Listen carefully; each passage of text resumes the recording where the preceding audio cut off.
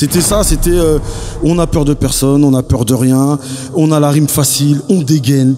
Plein de gens il y a plein de gens qui connaissaient pas Big L, qui ont découvert Big L, qui sont partis faire leur devoir grâce à ça. It's like the Jews without ice, the China without rice, mais c'est trop. Et là j'ai vu récemment Fat Joe qui dit mais quand Big L il a posé son couplet, il a dit moi je savais pas quoi faire, j'étais pas venu pour ça.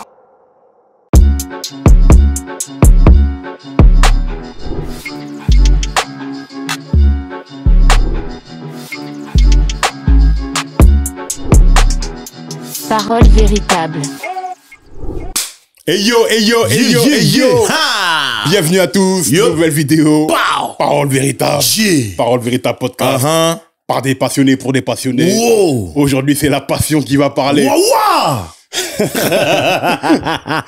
DJ Flexta, Cristiano Ronaldo, Flex Tagada, Flex Taskelta, Flex Tarlem.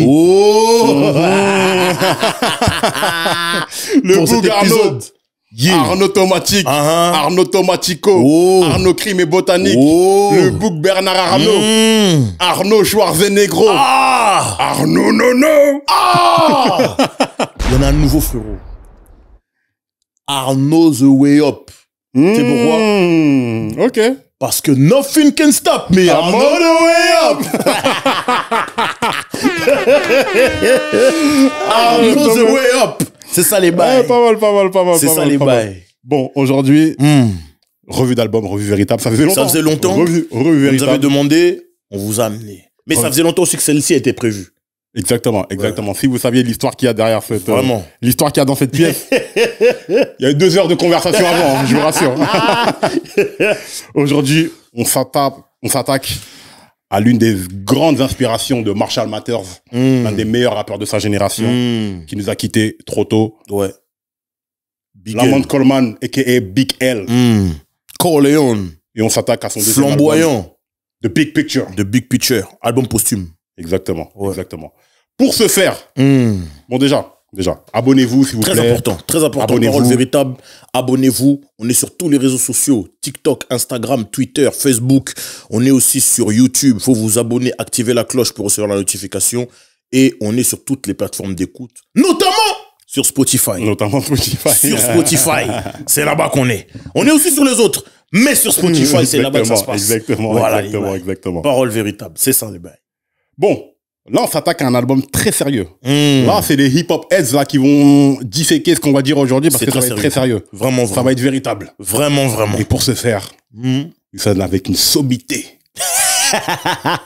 Je balance l'intro. Illustre. Je balance l'intro. Vas-y. Tu me laisses sur le reste. Et yo, let us do what... On va faire comme on sait faire. Voilà. Attention please. C'est très sérieux. C'est Harlem aujourd'hui. Et qui de mieux que des mecs de Zulus pour parler d'Harlem? La dernière fois, on a reçu Gros Dash pour G-Dep, Child of the Ghetto. Là, on reçoit un illustre invité. D'ailleurs, DJ Flexta, tu connais la tradition. Pull up, Den remet un peu l'intro. Il faut qu'il sache de quoi il s'agit exactement. Et il faut qu'il sache de quoi il est question. Attention please. Vraiment. On vous a dit. Aujourd'hui, c'est Harlem dans le building. On est dans le 9-1. Et pour ça, on n'a pas appelé n'importe qui. Quand on vous dit dégaine ton style, c'est lui. Quand on vous dit ultimatum, c'est lui. Quand on vous dit Los Monzas, c'est lui. Quand on vous dit les Illis, c'est lui. L'homme qui est avec nous, c'est un frère, c'est la famille. Mais c'est quelqu'un de très important aussi. Donc pour cet épisode, Big L, The Big Picture, il fallait le faire avec lui. Mesdames, messieurs, l'homme qu'on appelle Fix, a.k.a. Malcolm Fix. Merci. Applaudissez. C'est ça même. Même chez toi, même dans le bus, même dans le métro, t'applaudis seulement. C'est ça les bails. Quel honneur. Il faut. Quelle présentation. Il fallait. Merci du fond du cœur. C'était important de le faire. Merci, c'est important de le faire. Merci pour les travaux, comme le dit Stavo. Merci pour tout le travail que tu as fait, le travail de culture et tout. Le travail de fond, le travail de forme. Depuis. Merci, vraiment, merci. D'ailleurs, nouveau projet, Kitenge. Disponible sur toutes les plateformes, disponible en vinyle, disponible en CD. Vous n'avez aucune excuse. Aucune. Kitenge. Du grand rap. Quartier général. Allez écouter ça. Fix Niavo. C'est ça les bails. Là, on a la version Congo. Limited RDC Edition. C'est de ça dont il s'agit. Merci beaucoup. 150 au monde. C'est incroyable. 150 au monde. Les collectionneurs, tout ça, Voilà. vous savez ce qu'il vous reste à faire. Hein. Il y en a que 150 au monde. Vous savez ce qu'il vous reste à faire. Pour être honnête, il en reste plus beaucoup, donc faut continuer. Voilà. Sur fixniavo.bandcamp.com. Bon, on est là pour parler de Big L, mais en vrai, l'affiliation, elle peut se faire parce que sans des artistes comme Big L, il y aurait pas ce projet 20 ans après sa mort, 25 ans après sa mort. Et surtout, pour ceux qui connaissent, la photo qui m'a inspiré pour faire cette cover, c'est une des photos de Big L quand il est sur les marches d'escalier sur, je crois que c'était sorti dans The Source Magazine. C'était une séance photo. Et il est sur des marches d'escalier avec plein de monde autour de lui. Et si tu regardes bien, les visages des gens sont floutés. Oui, ils je sont vois en laquelle, mouvement. Et donc, je me suis inspiré de Lamont Coleman, aka Big L, Très fort. qui est une grosse inspiration pour moi et pour beaucoup de jeunes dans le 91, les jeunes de l'époque en tout cas. Très fort. Merci Très, pour très votre fort. présentation, Non, une mais fois de plus. Et merci pour vos travaux, pour la culture. Merci beaucoup. Je le dis dès maintenant pour ne pas l'oublier. On est très très fiers de vous les gars. Merci infiniment, vraiment. Merci beaucoup. Non, place-le derrière là, faut que les gens direct, le voient. Direct. Il faut qu'ils Vous allez le voir aujourd'hui. Kitenge. Très important. Ultimatum, toujours. Toujours, voilà. Toujours. Merci. Bon. Fixe. Véritable. Mais on vous le demande déjà. Comment il va? Comment ça va? Oui, mais Comment comment on discute depuis 2 heures. Sincèrement, je vais très bien, mais à vos côtés, je vais encore mieux. Mais attends, il y a tout ce qu'il faut, ça sent le hip-hop, on boit du hip-hop, on déguste cet art. Merci de respecter cet art qui nous réunit nous tous. Merci à vous les gars, vraiment. Non, franchement, merci. Alors, on devait faire cette revue depuis longtemps, etc. C'est vrai. Bon, la vie a fait que truc, mais j'ai envie de dire, c'est bon. Dieu ne se trompe jamais. Ça arrive toujours au bon moment. Le timing divin. C'est ce que je veux dire. C'est aujourd'hui qu'on va le faire de la meilleure des manières. Donc, Big L, Big Picture, revue véritable. Pour ceux qui connaissent pas, pour ceux qui viennent de nous rejoindre déjà, bienvenue. Asseyez-vous, prenez des gâteaux, prenez des ensemble. Vous faites pas. C'est les pas sièges une sont honte. confortables. C'est pas une honte, c'est pas une tare. Exactement. On est ensemble. L'idée, c'est pas de vous dire, ah, la honte, tu connais pas. Non, c'est justement de disséquer cet album, de vous donner envie de le découvrir si vous ne le connaissez pas. Rue Véritable, comment ça se passe? C'est qu'on, la première question commence, comment t'as découvert l'album? Parce que ça paraît bête comme question, mais en fonction de la vie des uns et des autres, c'est une expérience complètement différente. Tout à fait. Tu vois? Donc, on va commencer par notre illustre invité, le grand Fix. Merci beaucoup. Grand rappeur. Grand rappeur devant l'éternel. Grand rappeur. Vraiment. Merci beaucoup. Non, de toute façon, vous êtes d'une école. Même qui ont accompli de grandes choses. Une école de rap assez sérieuse. On a essayé. On s'est battu, mais c'est, encore une fois, c'est grâce à des gens comme Big L et tout ça. C'est vraiment des gens qui nous ont inspirés de fous malades. Et pas que dans le rap. Et pas que dans le rap. Pas que dans le rap, c'est ça qui est important. Voilà. Du coup, comment t'as connu l'album, toi? Alors, j'ai connu cet album qui est sorti en 2000, si je dis pas de bêtises, parce que tout simplement, j'ai un de mes grands frères que je salue, PO, qui avait toutes les dernières sorties new-yorkaises, surtout. Désolé pour mon frère Bobby, qui était, lui, très West Side. Mais c'est vrai que PO et moi, on était très, très New York. Et donc, un jour, je tombe sur l'album dans la chambre. C'est pour ça que même quand je vois la cover, je revois l'étagère de l'époque et tout, je te jure. Et donc, c'est Big L. On connaît le bonhomme depuis longtemps dans la maison. Faut savoir que moi, de base, j'étais un grand fan de Lord Finesse. Donc forcément, tout ce qui touchait aux productions de Lord Finesse, je m'y intéressais. Et c'est comme ça que des années avant, j'ai connu Big L via DITC, via aussi toute son école de Harlem, tu vois. Ouais. Et là, je tombe sur cet album qui est posthume en plus, qui sort une fois qu'il est déjà mort. Donc forcément, ça prend toute une... tu vois, il y a toute une ambiance. Tu sais que le gars, il est décédé et tout. Et donc, je me prends cet album que je m'encaisse. Et alors, je te dis sincèrement, j'écoute. Je pète un câble. Parce que moi, j'ai toujours trouvé que Big L était un excellent MC, mais qu'au niveau des choix des instrus, parfois, il y avait des soucis, à mes yeux. Pourtant, il n'est pas du Queens. Et pourtant, il n'est pas du Queens. Je sais à qui vous faites référence. Mais je pète un câble. Et je vais être très clair. Le track numéro 5. Ah, direct, hein? 98 freestyle. Fuck all the glamours and glitz. I plan to get rich. I'm from New York and never was a fan of the Knicks.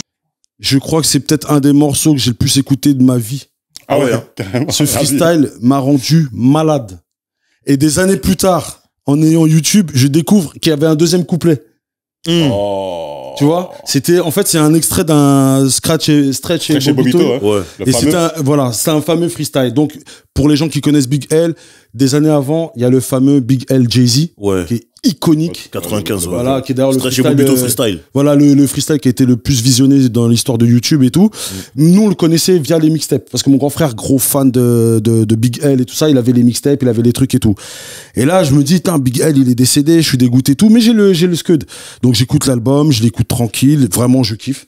Vraiment, là, je me dis, tiens, c'est un peu plus moderne. On en parlait avec Bougarno que des fois, on trouvait que malheureusement, Lifestyle of a Poor and Dangerous, c'était un peu daté en 94-95 par rapport à ce qui se faisait. Et là, je trouve qu'il est dans le bon ton. Il y a pas mal d'instrus de Ron Bros dans ce projet, Ron Bros. It's a boy. Voilà. Ce que je veux dire. Mais pour le coup, c'est sur une instru de Lord Finesse, dont je suis un grand fan. C'est un freestyle radio. Le gars envoie l'instru. Moi, je me dis, putain, l'instru, j'aime bien et tout. Et là, Big L, il envoie un couplet de fou malade.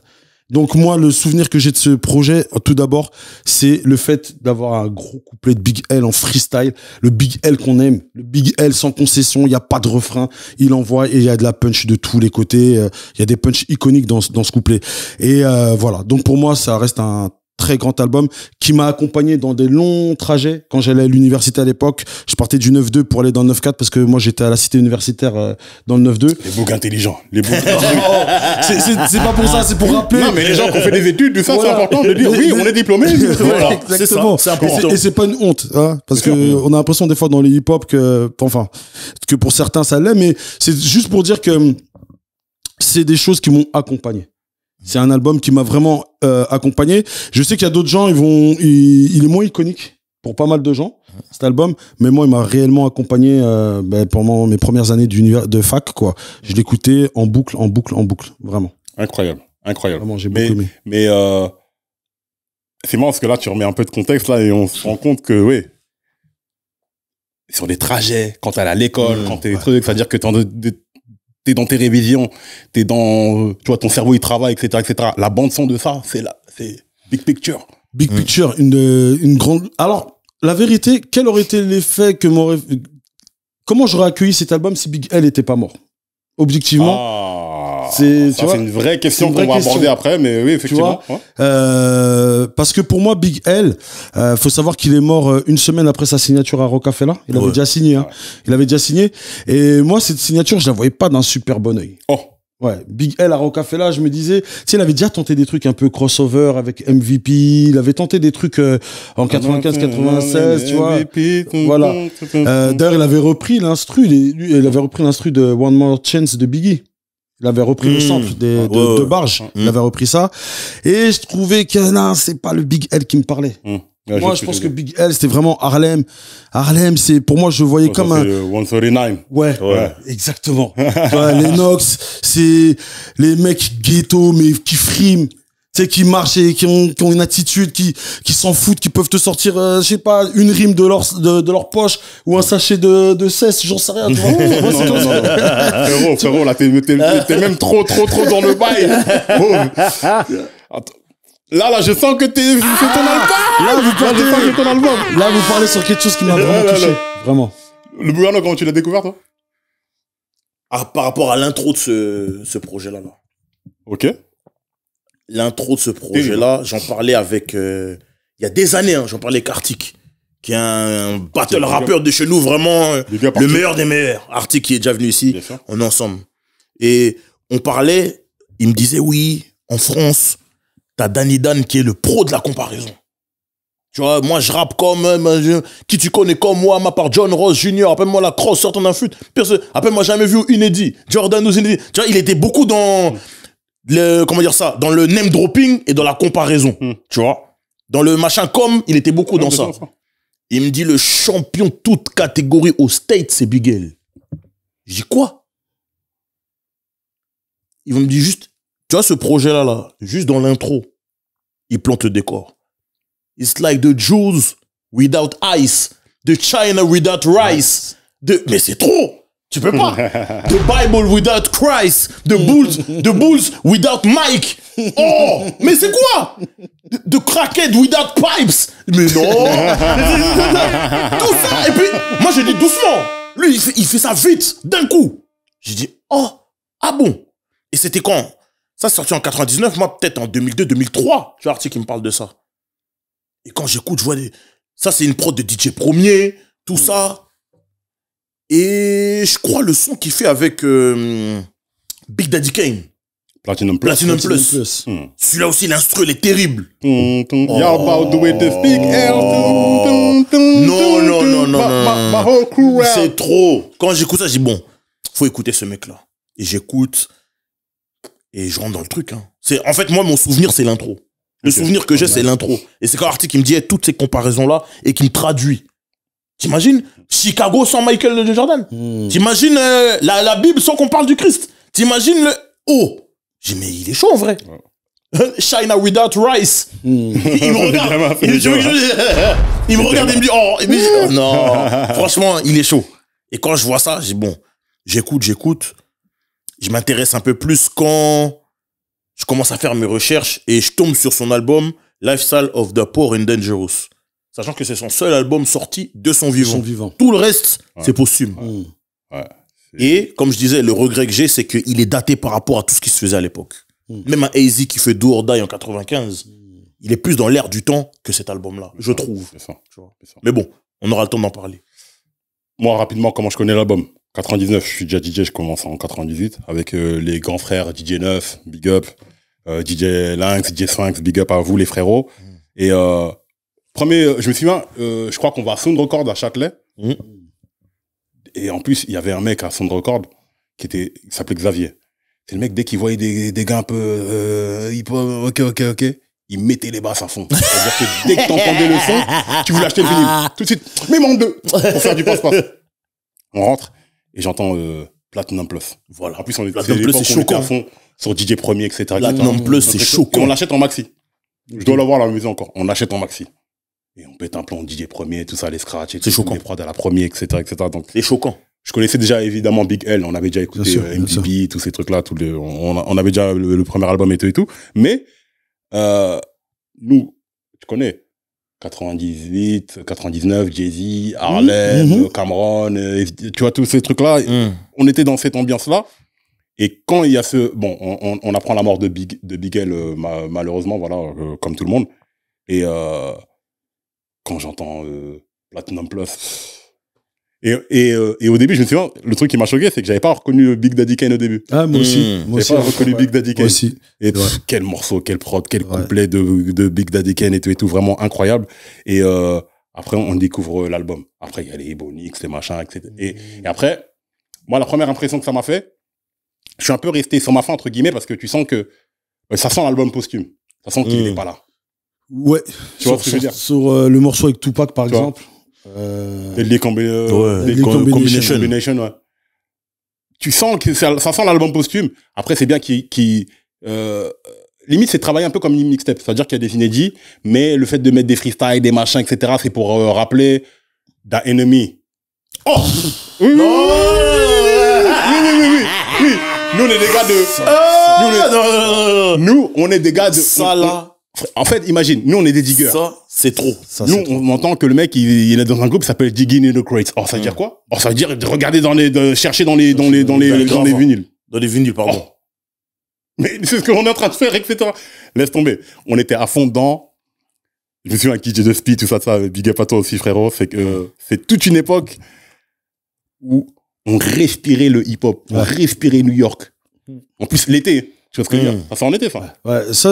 Platinum Plus, en tout cas, moi, c'est en été. Platinum Plus, cet album-là, si je te dis pas de bêtises, c'est printemps... ouais, il sort en août 2000. Ah, été 2000. Ouais, c'est ça, août 2000, ouais. 2000, ouais. C'est ça. Quel était l'été 2000, ceux qui l'ont pas vécu. Champion d'Europe en juin. Oh, laisse tomber. Laisse tomber. Nous, la victoire. Ouais. Voilà. Pete Bacardi, tout ça. Oh là là, l'été 2000, c'était quelque chose. Voilà. Voilà comment je découvre l'album. Après, effectivement, quand tu le réécoutes, parce qu'à l'époque, on n'avait pas 1000 CD non plus. Oui.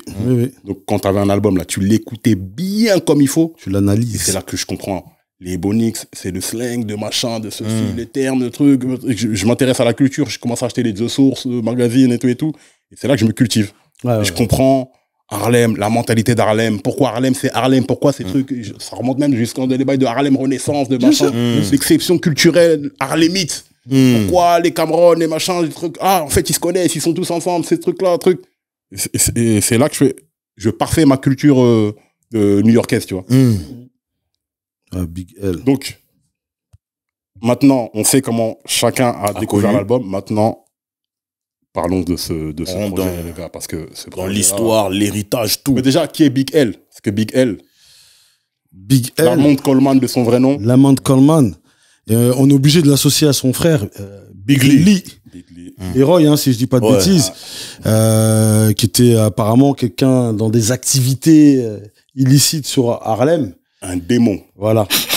Voilà. D'ailleurs, je crois que Cameron, il a fait un freestyle il y a pas longtemps. Il parle de lui. Au milieu d'une punchline comme ça, il dévoile voilà ce que m'a fait le grand frère de Big L à l'époque. Comme ça, boum. Non, si, il avait dit ça récemment. Mais Maze aussi. Ouais. Maze aussi. Murda Maze. Donc, à la base, oui, il était dans. Bon, il avait des groupes avant. Et il a été dans Children of the Corner. Après, on sait jamais s'il a été officiellement ou truc, parce que Cameron lui l'avait proposé. Il y a toute une légende autour de ça. Il était engagé ailleurs, truc, parce que Cameron, c'est ses petits, en fait. Ouais. Les Cameron et tout, c'est des petits. Donc, à chaque fois, c'est là que ça revient un truc, à chaque fois qu'il les voyait, freestyle. Interro surprise. mais Big L, moi, je le voyais comme un mec arrogant. Tu vois? Coquille, niggas. Ouais, je le voyais comme un gars arrogant, sûr de lui. C'est un mec d'Harlem. C'est un mec d'Harlem. Vraiment, pour moi, il représente Harlem dans tout ce qu'Harlem a de flamboyant, d'ailleurs, comme un de ses titres. C'était ça, c'était on a peur de personne, on a peur de rien, on a la rime facile, on dégaine. Y a pas et je te promets, hein, c'est pas on vraiment. On dégaine son style. Voilà. Mais vraiment, vraiment. D'ailleurs, c'est ça. D'ailleurs, pour ceux qui ont eu la chance de voir notre documentaire Clasher l'ennui, on en parle à un moment donné parce que qui raconte l'histoire de Dégaine ton style. Un des battles les plus iconiques de Dégaine ton style, c'est Scarlogan contre John Dudza et c'est sur l'instru de Enemy. Non, c'est pas sur l'instru de Enemy. Enemy, c'est Scarlogan contre un gars qui s'appelait Nil Ness. Et Nil Ness, ouais, je me rappelle de Nil Ness. Battle iconique. Iconique parce que sur cet instru-là, déjà quand t'as un MC, t'entends cet instru-là de Enemy, tu pètes un plomb. Maintenant, Big L dessus. Et là, j'ai vu récemment Fat Joe qui dit, mais quand Big L, il a posé son couplet, il a dit, moi, je savais pas quoi faire. J'étais pas venu pour ça. Tu vois. Et du coup, là, il a pris sa voix un peu vénère. Yo, go, mais non! Non, pire que ça, frérot. Il est revenu en Fat Joe, tu vois. Il a dit quoi? Il a dit, Big L est le seul rappeur qui m'a menacé avant que je rentre dans la cabine. Et qu'est-ce que Nas, il a dit de Big L? Il a dit, j'ai eu peur de lui. J'avais peur de lui à la mort. Il a dit, j'ai entendu son freestyle qu'il a fait au Apollo Théâtre, là. Il avait fait un freestyle là. Il l'a entendu sur une cassette. Il a dit, mais lui, tu peux pas faire la compétition avec lui, c'est impossible. Il y a pas de c'est un virus, il y a pas de remède contre lui. Et Fat Joe, il a dit, c'est le seul mec qui m'a nasmeux, il m'a dit, hey, tu vas voir. Toi, tu crois que t'es un rappeur, tu crois que t'es chaud. Si tu vas là-bas et que tu te rates, je vais prendre tous tes fans. Tu verras. Toi, c'est avec moi, t'as voulu rapper, tu vas voir. Il a dit, hey, dès qu'il a fait ça, je savais pas quoi faire, mais je suis obligé d'aller et de faire le taf. Et on peut dire tout ce qu'on veut.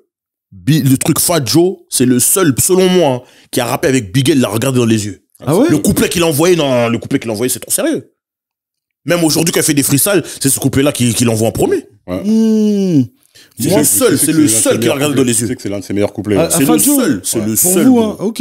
C'est un de ses meilleurs couplets, ça. Moi, je suis pas trop d'accord. Hein. Ah ouais? Hein. Moi, je pense que elle, il l'a mangé. Hein. Non. Et j'ai non, non, moi je te dis pourquoi parce peut-être qu'il a gagné, mais il a pas marché dessus. Non, en fait, dans l'énergie de Fat Joe, j'ai senti la compétition. Alors que dans l'énergie de Big L, vraiment, je ressens le truc de elle où l'instru, elle est là, vas-y donne, on va s'occuper de toi. Tu vois ce que je veux dire? Il parle même pas de Fat Joe, il parle même pas de compétition, tu vois, il est dans son truc de je suis un Harlem boy. Et alors que ce qui est marrant dans ce morceau, je trouve que Fat Joe il représente le Bronx, l'idée que je me fais du Bronx. Quartier très dur, les gens sont vénères et tout. Et voilà, latino et tout, voilà. Et je trouve que elle, il représente l'idée que je me fais d'Harlem. T'inquiète pas, t'énerve pas. On va aller là où on doit aller, on va aller. Tu vois, et ça, avec la fameuse punchline, Listen Colombo, tout ça. You mad cause I'm money cause slow. Et what you make in a year, I make in one show. C'est trop. C'est vraiment c'est trop méchant. C'est méchant. Excellent MC. Vraiment, dans mon top 5, il est très loin. Très, très haut. Et pour moi, c'est l'un des premiers mecs à avoir maîtrisé ce truc de j'ai une voix particulière au perché, mais ça graille de ouf. Et ça graille. Tu vois? C'est vrai. La bonne tessiture, comment bien placer le truc, son flow et tout. C'est vrai. magnifique. Et c'est pour ça qu'on le compare à Jay-Z, parce que voilà, Jay-Z aussi voit au perché, etc., etc. D'où leur battle, leur freestyle légendaire. Bah, mais il y a le battle aussi. Il y a le battle quand ils vont dans le bloc de... C'est Jay qui va dans le bloc de elle ou c'est elle qui va dans le bloc de Jay, je sais plus. Le jour où ils disent qu'il y avait égalité là. Ouais, il y a pas eu trop d'images de ça, il y a pas. Non, il n'y a pas d'image, parce que c'est Demon Dash qui a chauffé l'affaire, je crois. Ouais. Demon Dash, il a dit surtout Demon Dash au début de Jay-Z, il est partout, il disait à qui veut l'entendre que mon gars c'est le meilleur. Demon Dash, Harlem. Du coup, il fait venir Jay. Je crois qu'il fait venir Jay. Ouais. Battle maintenant. Il paraît que c'était... Sur légendaire. Ben, légendaire, mais tout le monde dit que c'était égalité. Mais le truc, Dendash, il dit, ouais, mais quand tu viens dans le bloc des gens et que tu fais égalité, on peut te donner la victoire. C'est comme avant, là, le but qui compte double. Ouais, voilà. Tu viens chez moi, je marque, bim, bim. Tu vois non, c'est vraiment sérieux. Big L, vraiment MC sérieux. Mais là où je te rejoins aussi, c'est quand tu dis The Big Picture, il y avait un côté mixtape que tu as ressenti. Et c'est peut-être pour ça que j'aime beaucoup plus ce projet-là. C'est-à-dire que là, je l'ai senti plus calibré. Pour moi, c'est une mixtape de luxe. Exactement. J'ai pris comme une mixtape de luxe. C'est vrai que j'ai jamais, même je disais à Bougarno, quand il m'a dit, ouais, viens, on va parler de Big Picture et tout. J'ai dit, mais attention, frangin, pour moi, c'est pas vraiment un album pour moi. J'ai toujours vécu, en tout cas, dans mes veines, dans ma chair, je l'ai pris comme une grosse mixtape à grande échelle. Voilà. Puis il y a des punchlines de fou malade, tu vois. Et quand on dit ça, c'est pas un jugement de valeur. Ah non, c'est pas un jugement de valeur. Parce que les mixtapes de l'époque, là, c'est des DJ Clou, c'est des Funk Master Flex, c'est tout, c'est des grosses mixtapes. Le mixtape game de l'époque, là, c'est sérieux. Oui, c'est quand on dit mixtape, le mixtape game de l'époque, là, c'est sérieux. On respecte infiniment ce format-là. Mais on est obligé de parler de son premier projet. Ouais. Encore sur Mr. Lifestyle of the Poor and Dangerous. En fait, c'est un photo faite au coin de rue qui porte son nom aujourd'hui. Ouais. 139e et les Malcolm X Boulevard. Et Lennox, pardon. Lennox, ouais. À côté des 145th and Broadway, you get your head. Désolé, c'est des trucs. C'est des quartiers, on dirait qu'on les connaît. Mais pour moi, en fait. On va l'ouvrir, on va inaugurer. Le Bougarno va nous faire l'honneur. On va unboxer. Ah, fixe, vraiment, t'es quelqu'un. Merci. On va unboxer le bail. Avec un peigne afro. Non, vraiment. C'est des symboles. On va unboxer. Faut unboxer. C'est important. Mais je comprends la difficulté que les labels ont eu à le marketer. Ouais. Parce que lui, il était énervé, il disait, ouais, mais ils savent pas marquer, ils savent pas travailler ma musique, ils essaient de me faire ceci, ils essaient de me faire cela et tout. Mais c'est comment tu marketes Big L? C'était difficile. C'est trop la street. Surtout à l'époque où, bon, tu vois, le rap, il prend de l'ampleur, etc. On essaie de faire c'est pas le rap street qui marche vraiment. Ouais. En tout cas, pas ce style-là. Mais en même temps, à Harlem, il y a personne qui a vraiment explosé de ouf avant. Ah, la photo dont tu parlais. Exactement. Là. Voilà. Si tu peux la montrer à l'écran. Exactement. Lifestyle of Poor and Dangerous. C'est la photo qui m'a inspiré pour la cover de mon album Kitenge. Vraiment. Très excellente inspiration. Et, tu sais, en français, cet album, il fait penser à quoi? Le code de l'honneur de Rof. Ah ouais, hein? Ouais. Dans le côté, il n'y a pas de concession. Ouais, c'est ma vision du rap que vous allez encaisser. Premier album de Rof, que j'ai aussi beaucoup écouté à cette époque-là, en 99-2000. Et cet album-là, il est truffé de punchlines incroyables. Mais, comme le disait Bougarno, il y a un petit souci, je pense, au niveau de... Voilà, c'est daté. C'est daté, frérot. Tu vois, ça sort pendant qu'il y a Only Bad from Cuban Links. C'est pas possible. Il y a Illmatic, il y a des Ready to Die, il y a des trucs comme ça et tout. Et là, Big L, je pense que pour moi, il est parti dans un truc de je vais représenter Harlem, la rue, jusqu'au bout. Et ça, c'est comme ça qu'on va faire les choses et tout. Et il a eu son contrat. Il était chez Columbia, si je dis pas de bêtises. Ouais, Columbia aussi, comme Nas. Et voilà, et je pense qu'il a vu, il en a fait entre guillemets qu'à sa tête, pour le plus grand bonheur tu vois, des vrais diggers et tout ça. Je crois qu'il en a vendu quand même à un moment donné quasi 200 000, voire un peu plus sur la fin, on va dire. On va vérifier. C'est une pièce maîtresse de l'underground. Voilà, pour celui-ci, parce que l'autre il a fait disque d'or.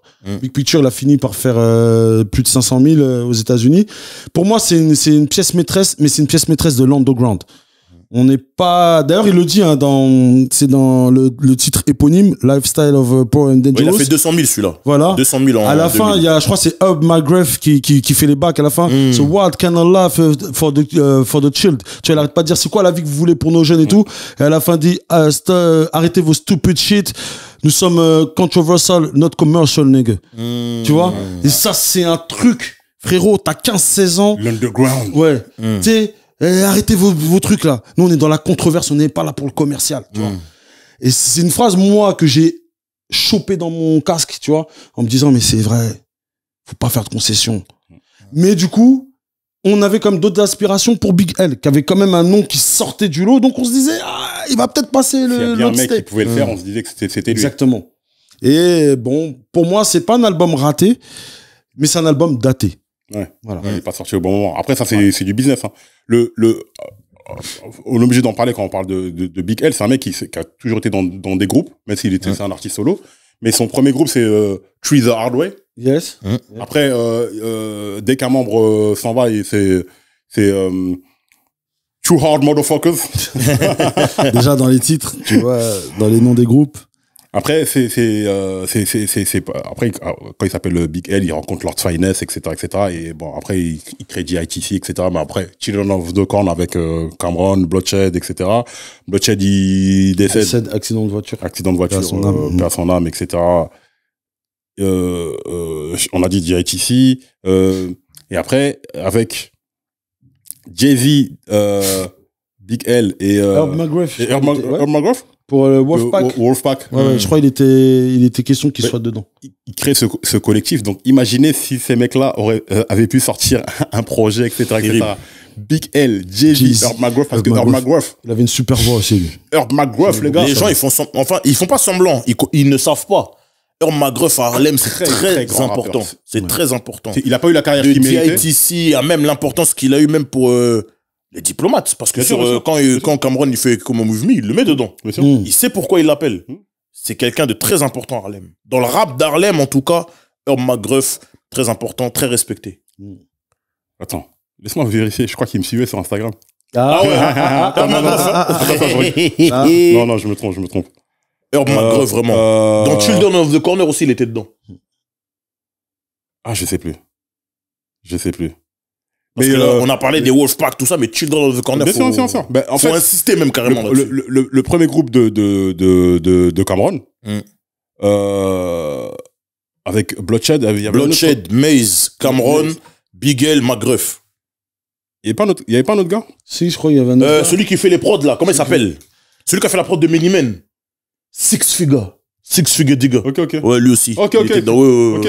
Lui aussi, il était dedans. Et je crois que lui, on le voit quand ils sont jeunes, en 20 ans à Harlem. Ouais. Un long, un peu fin. 20 ans à Harlem. C'est lui qui fait les prods. Exactement. Six Figure Digger. Ces reportages-là, on l'a vu. Iconique. Oh, il passait des heures tardives sur la 2, on regardait ça tout le temps. Oh, on l'a revu, je sais pas, une quinzaine de fois, moi. Laisse tomber. J'ai kiffé. 50 fois, on l'a vu. On a trop vu. En plus, incroyable. En fait, ça te dépeint l'Amérique. Moi, j'ai découvert, je te dis, ma culture new-yorkaise, c'est avec des trucs comme ça. Ouais. C'est que tu vois, les meufs qui tombent enceintes jeunes, dans les soirées quand ils dansent en donnant, tu vois, les meufs se penchant, etc. Ça t'a retenu, toi. Ça, t'as problème. Les mecs qui sont dans les trucs des camps de redressement pour les jeunes. Il y a vraiment tout. Ceux qui taffent au McDo, tout ça, pour se venir aux besoins. Tu vois aussi l'importance de la Nation of Islam dans les rues d'Harlem. C'est un documentaire français, France Télévisions. Vraiment. Mais tu vois déjà le côté militaire, cadré, tout ça. C'est un truc de ouf. Et moi, en fait, ce que j'ai toujours trouvé fou, c'est que quand je vois Cameron qui explose, parce que moi, le Cameron de 98 et tout, il m'intéresse pas. De Confession of Fire. Non, ça m'intéresse pas. Quand il SD, reprend Magnum et tout ça. Ouais, SD, tout ça. Moi aussi, c'était bizarre. Non. Moi, c'est quand Cameron il s'est trouvé. Tout ça, bizarre. Ouais, voilà. Quand il s'est trouvé, Come On With Me, là, déjà, je dis, toi, tu deviens intéressant. Après, les problèmes d'estomac. Quand il perd du poids. Mais après, dans Dipset, c'est incroyable. Non, tu sais, c'est... Quand il est le chef de Dipset. Et quand je vois ça, je me dis, attends, c'est le petit qu'on a, c'est le petit, pardon, c'est mon grand. Mais je dis, c'est le Cameron qu'on a vu, le fameux Killa Kem dont on parlait en 96, là, sur France 2. Et je fais... Rapprochement. Le rapprochement. Et je me dis, ils ont leur truc American Dream quand même. Quand ils fonctionnent bien. Ouais. Même s'ils fonctionnent que pour 3% de la population, et surtout chez les Renois, on va même baisser à 1%, hein, tu vois. Mais quand ça fonctionne, tu te dis, ok. Et je me suis dit, tu vois Bloodshed dans le documentaire et tout, il est dedans et tout. Il est là, venez. Leur truc avec leur refrain. Et c'est là, tu te dis, Murda Mase, bon, il est pas dans le documentaire et tout, mais il explose les gens en 96, 97, 98, avec Puff Daddy et tout. Et tu te dis, Big L, qui était leur grand au final, qui est plus âgé qu'eux, de 1 an ou 2 et tout. Tu te dis, Big L, je sais pas comment il a dû voir ça. Mais comme tu sens que c'est un mec qui est comme, c'était un rageux, hein, on a l'impression Big L, rageux dans le sens compétiteur, tu vois. Et je me dis, s'il avait vraiment pu vivre cette aventure avec Rocafella, c'est une vraie question que j'ai dans ma tête. Que serait devenu Big L? Que serait devenu? C'est une vraie question. C'est un des plus gros what if de l'histoire du rap game. Il y a des gens qui te disent que Jay-Z n'aurait pas eu la carrière qu'il a eue.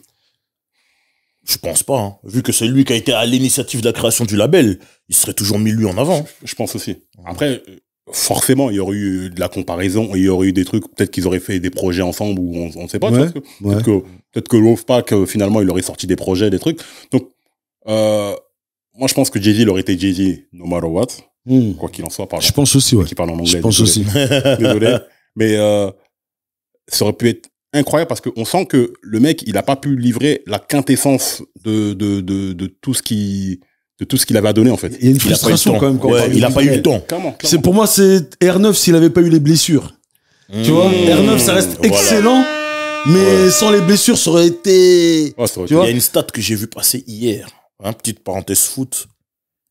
R9, il a révolutionné le poste de numéro 9, mais il a aussi normalisé le fait d'effacer le gardien pour marquer un but. C'est l'un des attaquants qui a mis le plus de buts en effaçant le gardien. 88 buts. 88. Il a mis 88 buts en dribblant le gardien. Comme celui contre la Lazio, là. Voilà. C'est ça. Il a mis 88 buts dans sa carrière en dribblant le gardien. C'est trop. Mais bon, parenthèse fermée. Non, mais c'est moi, c'est un peu le comparatif que je fais, tu vois, pour nous, les fans de foot, tu vois. La comparaison, elle est incroyable. Merci. Vraiment, je vois comme ça. Je me dis, Big L, purée, mais qu'est-ce qu'il était fort. Mais le switch. Là, t'es chez Rocafella. Rocafella, ils sont, entre guillemets, comment dire ça de manière très polie. Rocafella, ils sont pas là pour vendre des mixtapes. Rocafella, ils sont là pour faire du chiffre, en respectant la culture, parce que pour moi, ils ont respecté la culture, malgré ce que les gens disent, ouais, Rocafella, leur run était trop commercial. Pourtant, attention. Dem, mec de Harlem, il voulait le signer depuis longtemps. Il voulait le signer depuis longtemps et Big L, c'est là que tu vois que c'était un vrai beau quand même. Il voulait pas signer sans Earl McGruff et l'autre gars dont j'ai oublié le nom. Il voulait pas signer. Et quand Dem Dash, il a fini par accepter, ok, je signe. C'est vrai. Après, une semaine après, il se passe à signer, tu vois. Parce que Big L aussi, il était affilié au NFL, Niggas for Life. Qui étaient eux pas dans la ZICMU, hein. Vraiment dans des activités très très compliquées. Et voilà, après ça, moi Big L, il y a des gens qui me disent, mais fils, je comprends pas, t'as quand même eu un rap militant, politique et tout, mais ton amour de Big L, c'est comment? Je dis, mais parfois on s'inspire par l'art, et parfois on s'inspire, parfois on s'inspire par le lifestyle aussi des gens. Et moi Big L, ce que ça raconte, c'est que c'est un jeune Renois qui a grandi dans les années Reagan. Tu vois, avec tout ce que ça implique pour la communauté noire et à Harlem notamment. Et donc, et puis qu'il y a une vie de famille aussi compliquée, tout ça. Et donc, pour moi, l'arrogance de Big L, bien sûr que d'un point de vue artistique, pour nous, c'est du miel pour les oreilles, tu vois. Mais pour moi, ça racontait plus de choses aussi du Harlem. De cette volonté de s'en sortir, de cette volonté de, malheureusement, ce que nous amène vers le capitalisme, c'est-à-dire écraser les autres pour exister. Pour pouvoir upgrade, tu vois. Et c'est pour ça, parce que quand je disais ça aux gens, les gens me disaient, ah, fixe-toi, pour toi, tout est politique. Il n'y a rien de politique chez Big L. Je dis, mais bien sûr. Quoi? Bien sûr, vous vous rendez pas compte. C'est Ennemi, il parle des keufs. Ennemi, il parle des violences politiques, des crimes policiers. Faut savoir, tu te rappelles que je me trompe pas de nom. C'était en 98 ou 99, Amadou Diallo à New York. Il se fait abattre. Combien de balles? J'ai oublié. 21 balles. Un truc si comme je ça. dis pas de bêtises. 21 balles. Une quarantaine même. Voilà. Il y a toute une période. Ça raconte toutes plein de choses comme ça. Le New York de Giuliani. New York de Giuliani. Très dur ce New York. L'Amérique de Reagan au début, puis après Clinton qui arrive avec tout ce que ça a raconté comme espoir déchu après pour ceux qui y ont cru, tu vois. Excuse-moi pour Amadou Diallo. Les keufs ont tiré 41 balles. 41 balles, pardon. 19 balles l'ont touché. Pardon. En plus, j'avais mis dans un texte 41 balles. 41 dans balles. Le morceau Outrage Et 19 balles l'ont touché. Ouais. C'est trop. Et c'était en quelle année, Amadou? 99. 99. Donc 4 février 99. Et Big L, il meurt quand, Frangin? 15 février. Incroyable. Donc il a pas écrit le morceau pour ça en circonstance, mais il faut connaître aussi cette réalité. Et donc tous les MC n'étaient pas des KRS-One, c'est vrai, mais Big L aussi, pourquoi ça nous a touché? Parce que on dirait que c'était le gars en bas de chez Watt. Ouais. Tu vois? Et surtout nous les mecs du 9-1 qui étaient très très très rap américain, East Coast et tout ça pour certains et tout.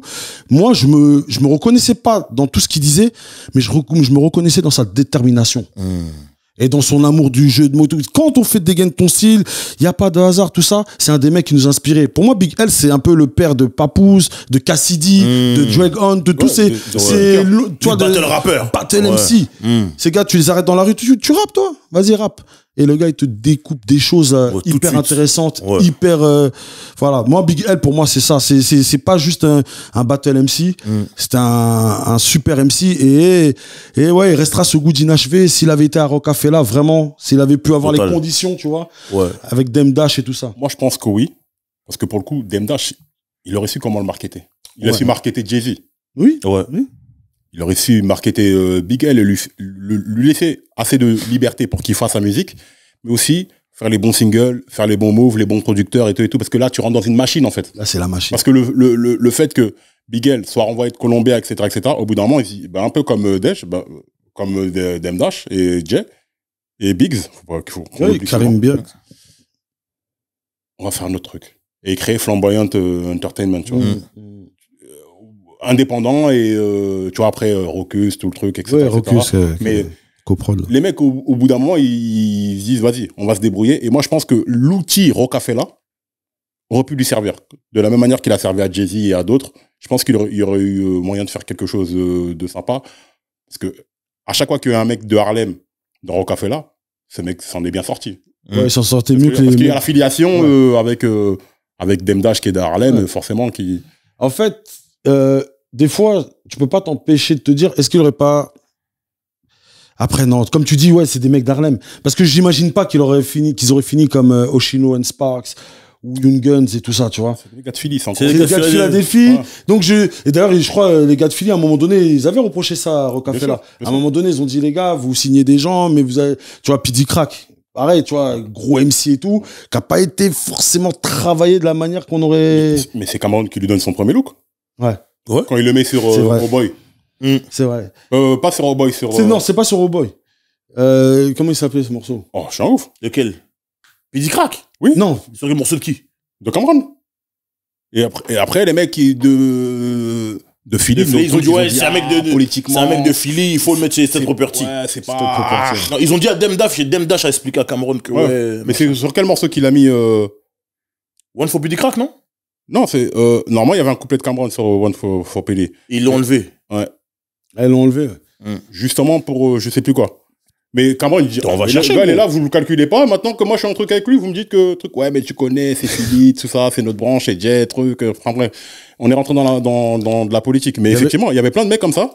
Il y avait du chauvinisme en vrai, peut-être. Après les gars d'Harlem. Les gars d'Harlem. Les Stick Together.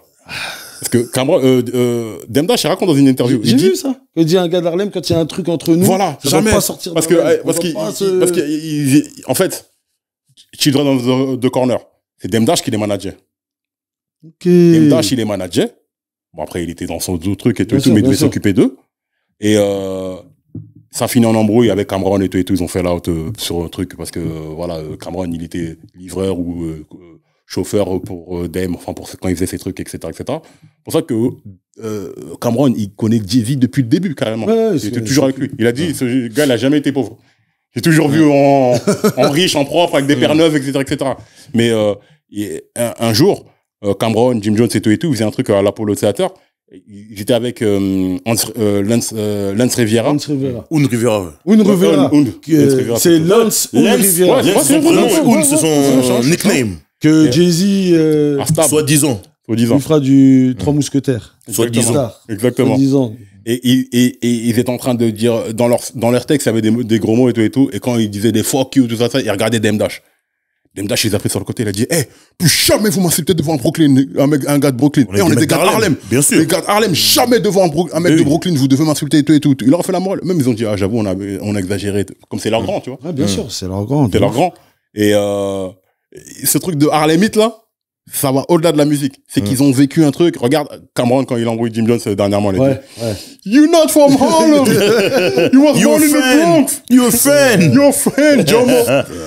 Le fait d'être né à Harlem, là, Cameron, combien de fois il a mis sa pièce d'identité? Je suis son acte de naissance, né à Harlem. Je suis né à Harlem. Attention, c'est important pour eux. J'avoue. Donc, il y avait si on voit comme Cameron, imaginez que Big L, c'était comme ça, peut-être en pire. Ouais. Bon, en tout cas, j'imagine que Big L, ça devait être en pire. Tu vois ce que je veux dire? Ça devait être une galère en van et tout et tout. Mais d'ailleurs, Fadjo, il avait dit que Big L, parfois, il débloquait. Tu connais l'anecdote là où Big L, il a eu une galère avec je sais pas combien de gars, il est parti chercher Fadjo, il dit, bon après attention, Fadjo, il y a à boire et à manger dans ce qu'il dit aussi. Lui, il rajoute des épices. Mais oui, il paraît que Big L, effectivement, voilà, c'était pas son frère Big Lee, qui lui était à des niveaux de, on va dire, de délinquance et de voyoucratie beaucoup plus élevés. Mais Big L, c'était quelqu'un qui se laissait pas faire, qui a eu des galères dans la rue aussi. Bien sûr, bien sûr. Et malheureusement, certaines qui l'ont amené là où ça s'est terminé, même si la rue dit que c'est un dommage collatéral. C'était son frère qui était visé. C'était son frère qui était visé. Mais comme il était en prison, c'est lui qui l'ont tué. Cameron, justement, dans ses frères, il a dit quoi? Mais en même temps, Big L, il avait essayé de tuer le Boog. Donc le Boog, le Woodley, là. Woodley, en vérité, il s'est... Woodley, qu'on voit même sur le derrière, là. Il est là derrière. Il est là. Il est là. Et où exactement, je sais pas, mais il est son enterrement et ça a fait des histoires. Ça a fait des histoires dans Harlem. Comment ça, tu vas à l'enterrement de trucs, etc., etc. Et apparemment, c'était arrivé dans un délire un peu relou. Parce que, carrément, tu sais, quand ils faisaient une veillée pour Big L, et que, il y avait des bougies, etc., etc. Le mec, il venait, il mettait des coups de pied, tout ça, de ça. Il venait, il mangeait dans le truc, truc et tout et tout. Alors qu'on sait que c'est toi qui l'as tué, tout ça, de ça. Mais tout le monde le regardait avec des grands yeux, mais personne n'a rien fait, tu vois. Vraiment, il disait, c'était dur à cette époque-là, tu vois. Ouais, c'est compliqué. Après, c'est leur truc. Quand l'histoire de la rue, elle rentre dans l'histoire de la musique et tout. C'est presque familial, parce qu'il y a ton refrain, mais le gars, il a grandi avec lui dans le truc, donc c'est, tu vois, c'est trop bizarre. C'est trop bizarre. Mais Big L, alors. C'est trop marrant parce que moi, à l'époque, ça m'a fait ce truc que je me suis dit, mais il s'appelle Big M, mais il est tout petit.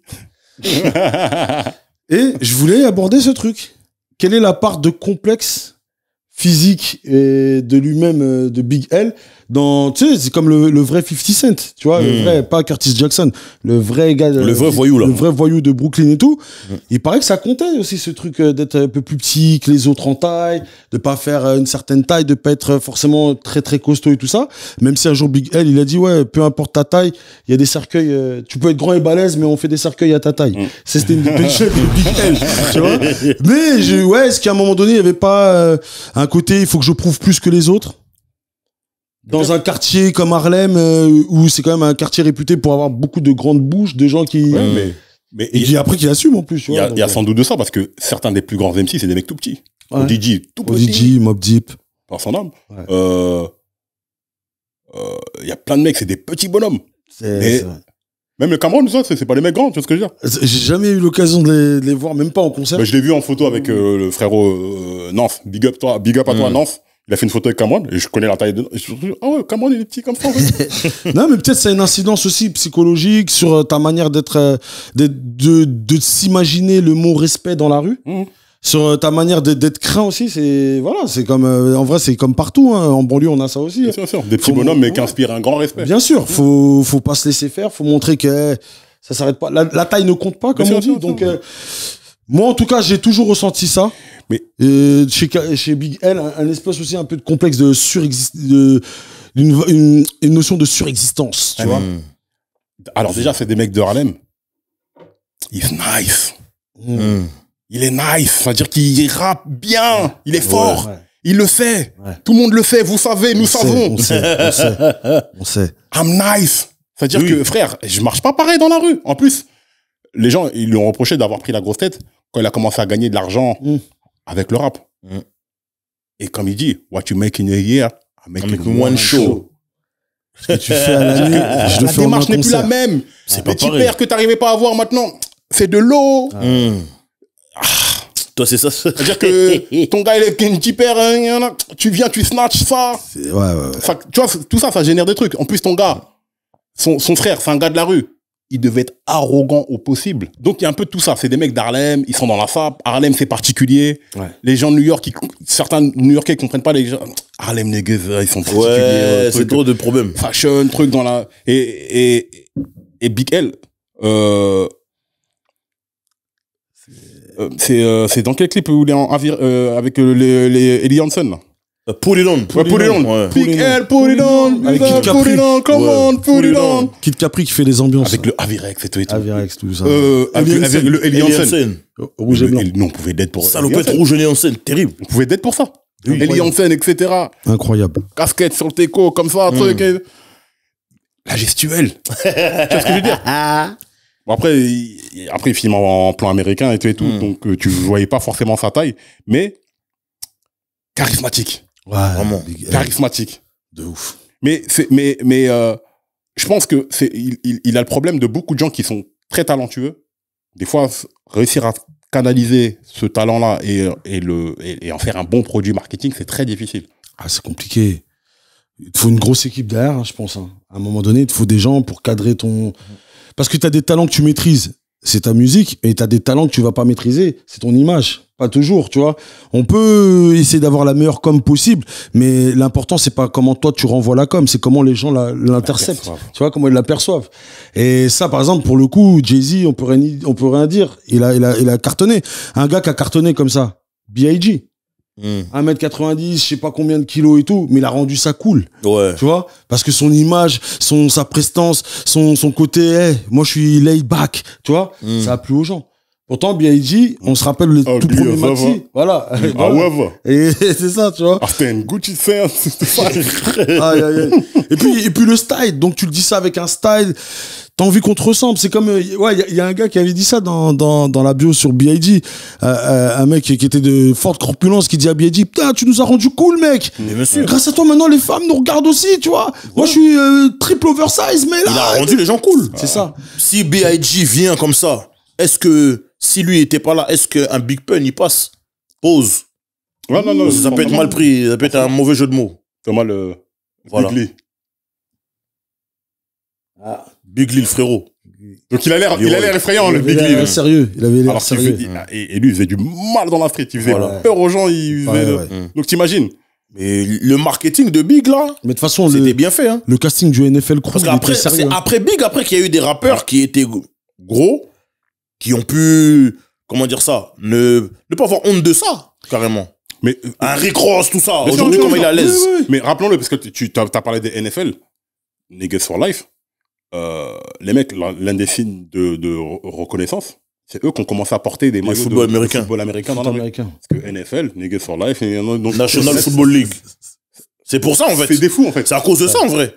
C'est pour ça que le gars de Harlem, c'est toujours. Harlem, Même ils ont leur toujours- slang à eux. Ouais. C'est- Genre Air Force One, les Uptowns. Parce que eux, ils sont au nord de l'île de Manhattan. Ils ouais. sont Uptown. Mm. Ils sont au nord de la ville. Donc, vu qu'il y avait que eux qui mettaient, les Air Force One, c'est des Uptowns. Des Ups ou des Uptowns. J'ai dit, c'est des fous. Ah, Ils ont leur slang. Ils ont leur. En fait, c'est Harlem World. Ils ont leur monde. C'est les Congolais de New York. Toujours stylés. C'est ça, en vrai. Tu regardes leur clip, C'est ça ça. se voit qu'ils sentent bon. Tu vois ce que je veux dire? Ils sont là, stylés, toujours accordés, tout ça. Voilà. Tu vois, quand tu voyais les gars du QB, tout ça, tu sentais que c'était la Non, eux, c'est totale. military, eux, c'est la street. Militaire et tout. Et que eux, ils disaient, ouais, il y avait ce côté-là. Et moi, pour moi, Big L, c'est vraiment une des personnes qui représente le mieux l'image que je me faisais d'Harlem. Vraiment, j'insiste parce que à cette époque-là, il n'y a pas Internet et tout. Hein. Ouais. Donc notre imaginaire, il n'est pas limité parce qu'on a les clips, mais le lifestyle, il est quand même limité parce qu'on ne sait pas tout ce qu'ils vivent derrière et tout. Aujourd'hui, tu tapes Harlem sur Google ou sur YouTube, tu vois telle rue, telle rue. C'est même aujourd'hui, il y a même des gens qui font des safaris, safe, machin. Mais là où il y a et son, là où il y a son mural. Là où il y a son mur, à 139e et Lennox Avenue. Lennox. Ben, le mur là, il est sur le mur d'un délit. Harlem Up Daily Market. Le truc était devenu même célèbre à cause de ça. Bien sûr. Les gens, ah non, moi je vais acheter ma boisson là-bas. Je vais pas acheter ailleurs que là-bas. D'ailleurs, bientôt, on fera une vidéo de là-bas. Ouais, on sera là-bas. Une vidéo Harlem de là-bas. Up Daily Market. Jusqu'à ils ont un big up quand on sera là-bas. Gros big up, les gars, j'attends ça. Jusqu'à ils ont reproduit même le magasin pour une prestation que Cameron, tout ça, diplomate, ils avaient fait aux Source Wars. Je sais pas si t'avais vu. Oui, je me Ils rappelle. sont dans le truc. Habibi, you got the 9922? Habibi got it. Les gars sont chauds. Non, c'est ils avaient le truc. incroyable. Non. Mais Ils sont attachés à ce truc-là, les après, mecs d'Harlem. Parce que tu vois, c'est le truc chez les rappeurs qui meurent jeunes comme ça. Ouais. 24 ans, lui. C'est un truc de fou. Déjà, 24 Comme Pac. Comme Pac, comme... En fait, il n'a pas eu le temps. Tu vois, même quand on parle de marketing, machin, je pense que s'il avait eu le temps d'être marketable, parce que c'est ça aussi. Mais frère... Parce qu'au début, s'il était là où il était, c'est qu'il n'était pas marketable. Si là, il saignait avec les bonnes personnes et qu'on lui avait laissé le temps d'être marketable, ça aurait pu être quelque chose de sérieux. Moi, ce qui me fascine, c'est... Plus sérieux que Sunlet, tu vois. Comme tu le dis. En peu de temps, ils ont fait tellement de choses. Tu vois plein de photos, tu vois plein de trucs. Tu vois ils font un caméo dans le truc de Brand Nubian, ça. Backup. Ouais. Backup of the Wall. Tu vois, il y a un caméo de eux et d'autres gars des mecs du Terror Squad, etc., etc. Tu vois, là, j'ai les devant moi et tout. Je sais pas, c'est, en si peu de temps, les mecs ont accompli tellement de choses. Limite, ils sont partis, mais ils sont encore là. Oui, Parce que Big L, il se retrouve dans plein de rappeurs, bien sûr. dont Eminem. Oui. Eminem, il a 3 GOATs dans sa vie. Master Ace. Master Ace. Ace, Numéro 1. Redman Big L. et Big L. Eminem, il le dit dans plein de freestyles, dans plein de trucs, il te parle de ces mecs-là, il te dit, mais frère, moi, mon école de rap, c'est ces gens-là. Big L, et la ressemblance entre Eminem et Big L, elle est très très chaude. Le côté battle rap aussi, Le surtout. côté battle MC et le côté métaphore de fou malade. Dans Lifestyle of Bo and Dangerous, il a une métaphore. Alors, c'était quoi? I was poor, I can afford. C'était quoi? I was poor, I can afford to the OR. Ça veut dire quoi? Il a dit I was poor, PO.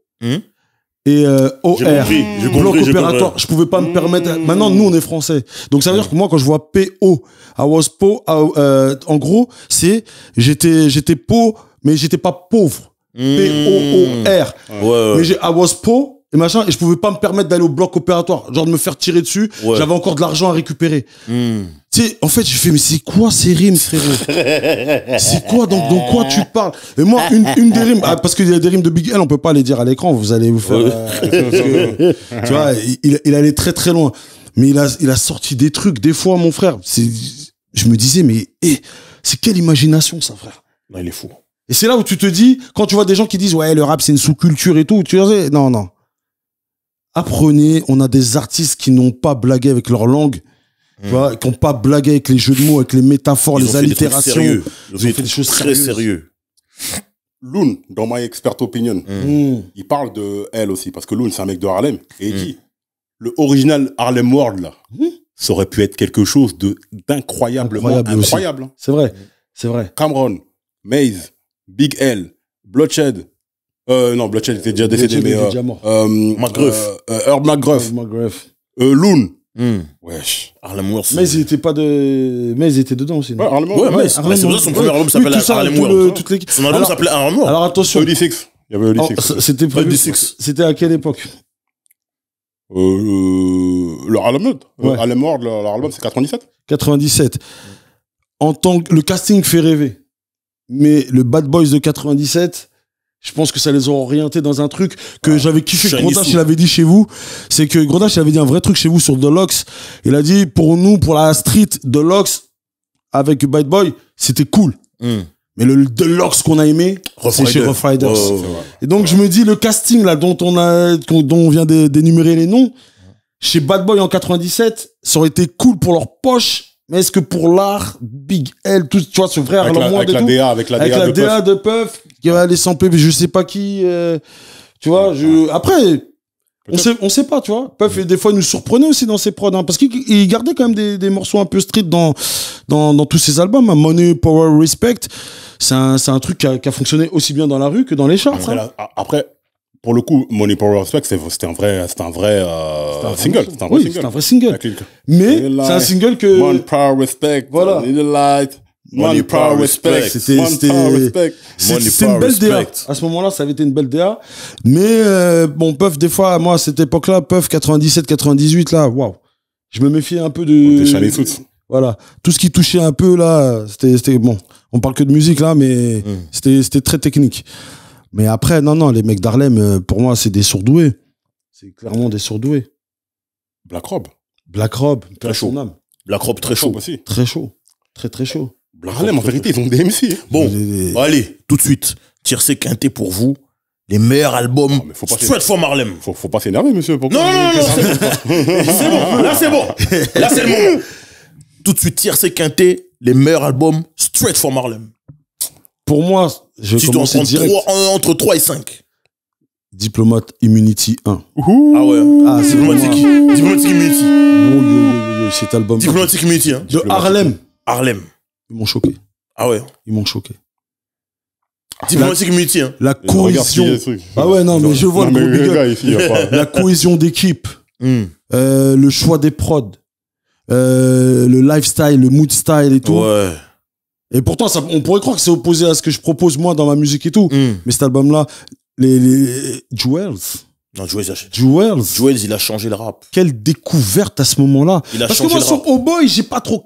il était en Oh Boy remix. Même normal. Et Emma. Dans Oh Boy et Emma, il est I was downtown clubbing ladies night. She showed she was crazy right. And I approach her baby like, Ma, what your age is like. She look at me and say, you're the baby a lie. I told her, I've been saying it crazy life. But I know what the age is like. And I know what the ladies like. Non, c'est trop. Jewels, il a changé le rap. Deep. Il m'a rendu fou. Non. Fentanyl 7. C'est trop. Il m'a rendu fou. Grip. Il a changé le rap. Jewels, il m'a fait l'effet que Big L m'a fait 10 ans avant sur le freestyle avec Jay-Z. Très technique. C'est qui ce gars-là? Jewels, c'est trop. J'avais même un freestyle de Jewels sur une instru de Lil Jon. Oh. J'ai oublié le morceau. Lil Jon avec ses gars là, les East Side Boys. Ouais. Frérot, je vous invite à checker ce freestyle. Ah ouais. Jewels, il m'a choqué. Non, Jewels, c'est choquant. Diplomate Immunity. Je pense en Harlem, hein, vraiment les gars d'Harlem. En numéro 2, celui-là, The Big Picture. Et en numéro 3, Child of the Ghetto. De J-Dep. On a toujours dit, hein. Tu vois, on a toujours dit. On dirait qu'on va faire un épisode là-dessus, hein. Harlem, les mecs d'Harlem, les trucs Harlem, spécial Harlem, faut qu'on en fasse un épisode. Ah, les gars, moi j'ai déjà le drip qui est prêt pour ça. Ah ouais? J'ai le droit. Je vais venir en griot, comme à l'école. Non, j'essaie d'être objectif.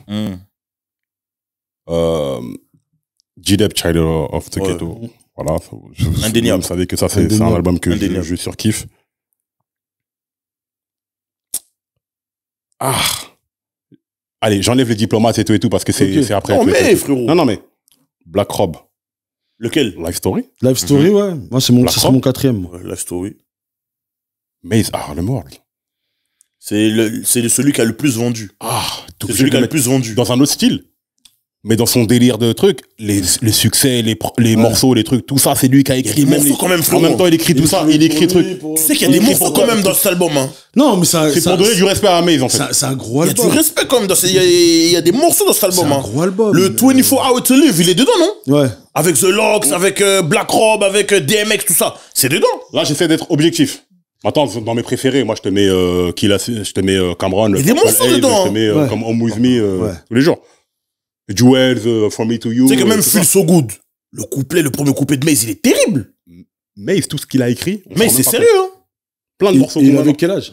On parlait de l'âge tout à l'heure. Je sais Il pas. avait quel âge à ce moment-là? Il est jeune, hein. 19 ans. C'est un truc de fou. Il a 19 ans. Jeune de ouf. C'est incroyable. Jeune de ouf. Mais même toi, tu as commencé tôt, mais. Oui.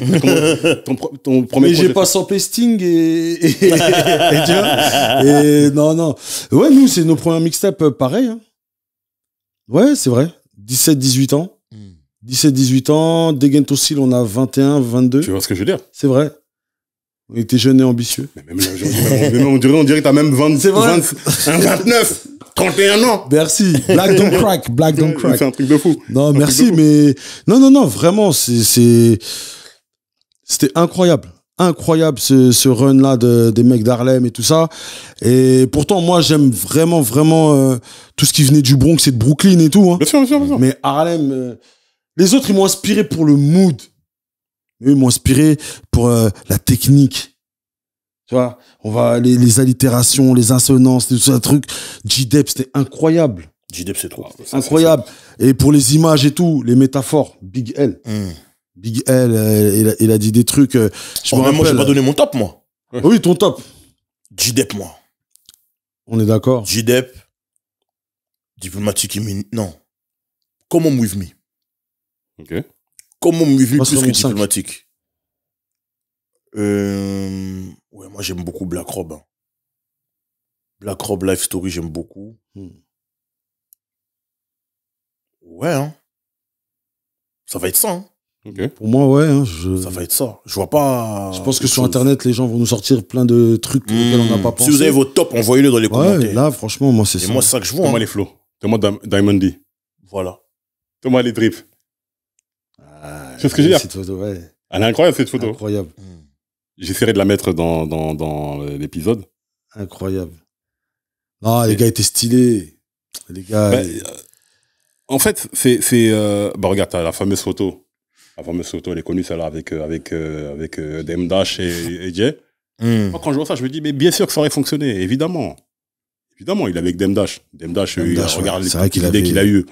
Dame Dash, on peut dire ce qu'on veut, mais ce qu'il a réussi à faire avec Hove, voilà, c'est incroyable. Dame Dash et Karim Burke, hein. Biggs. Non, c'est indéniable, mais pour revenir sur l'album, album posthume, donc t'as des prods de DJ Premier, t'as des prods de Ron Browns, t'as des prods de Lord Finesse. Lord Finesse, bien sûr. Enemy, c'est... Enemy, c'est premier. Ouais, c'est premier, je c'est trop sérieux, ça. C'est trop sérieux et au niveau de moi, c'est plus au niveau de la DA. C'est plus au niveau de la DA générale du projet, de la réalisation du projet, où je sens pas forcément la griffe de Big L. Parce que les morceaux, Platinum Plus, il arrive tard, tu vois, dans l'album. Ouais. Dans les dernières, alors que ça, c'est le genre de morceau que normalement, c'est track numéro 3, truc. Après, ça commence fort. Ebonix. C'est vrai. Faut le dire, Ebonix, c'est un slang. C'est un style de slang. C'est, il y en a qui, pour pas se faire comprendre, justement, ils parlent en Ebonix. Tu vois ce que je veux dire? Okay. Après, c'est vraiment un slang vraiment particulier. Je connais pas plus que ça, mais. Tu connais, mon frère. Quand il dit, sneakers is kicks.